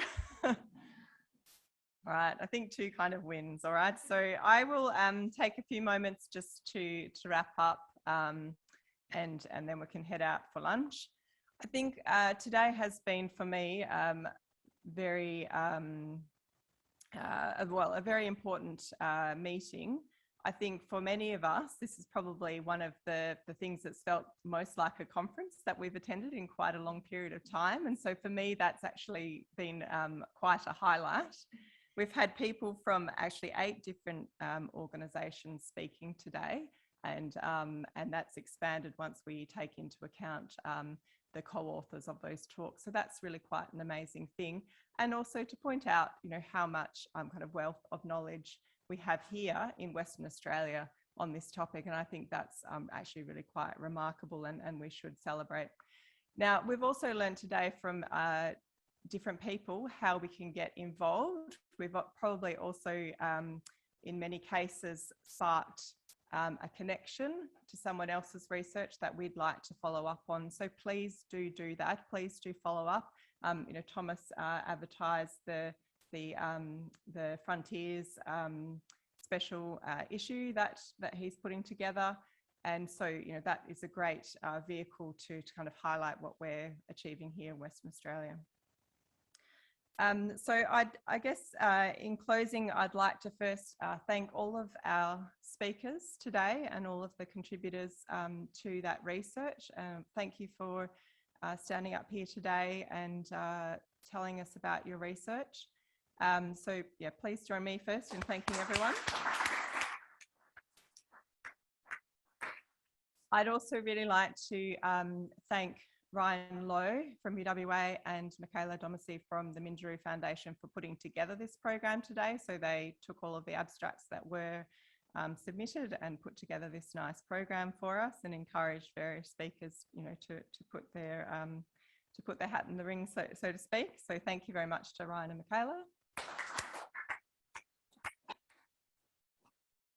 And finally, I would like to thank our great team here at the Oceans Institute for actually handling everything and making everything run smoothly. So thank you to Tina, to Josh, to Rob, and to Cora for making everything seem like it's easy.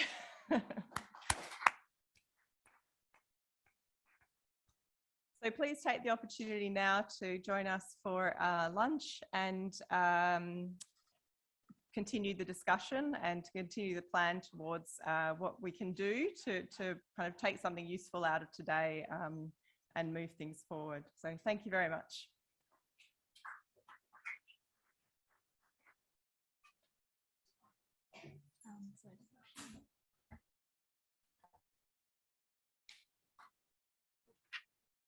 Thanks, guys. That was great.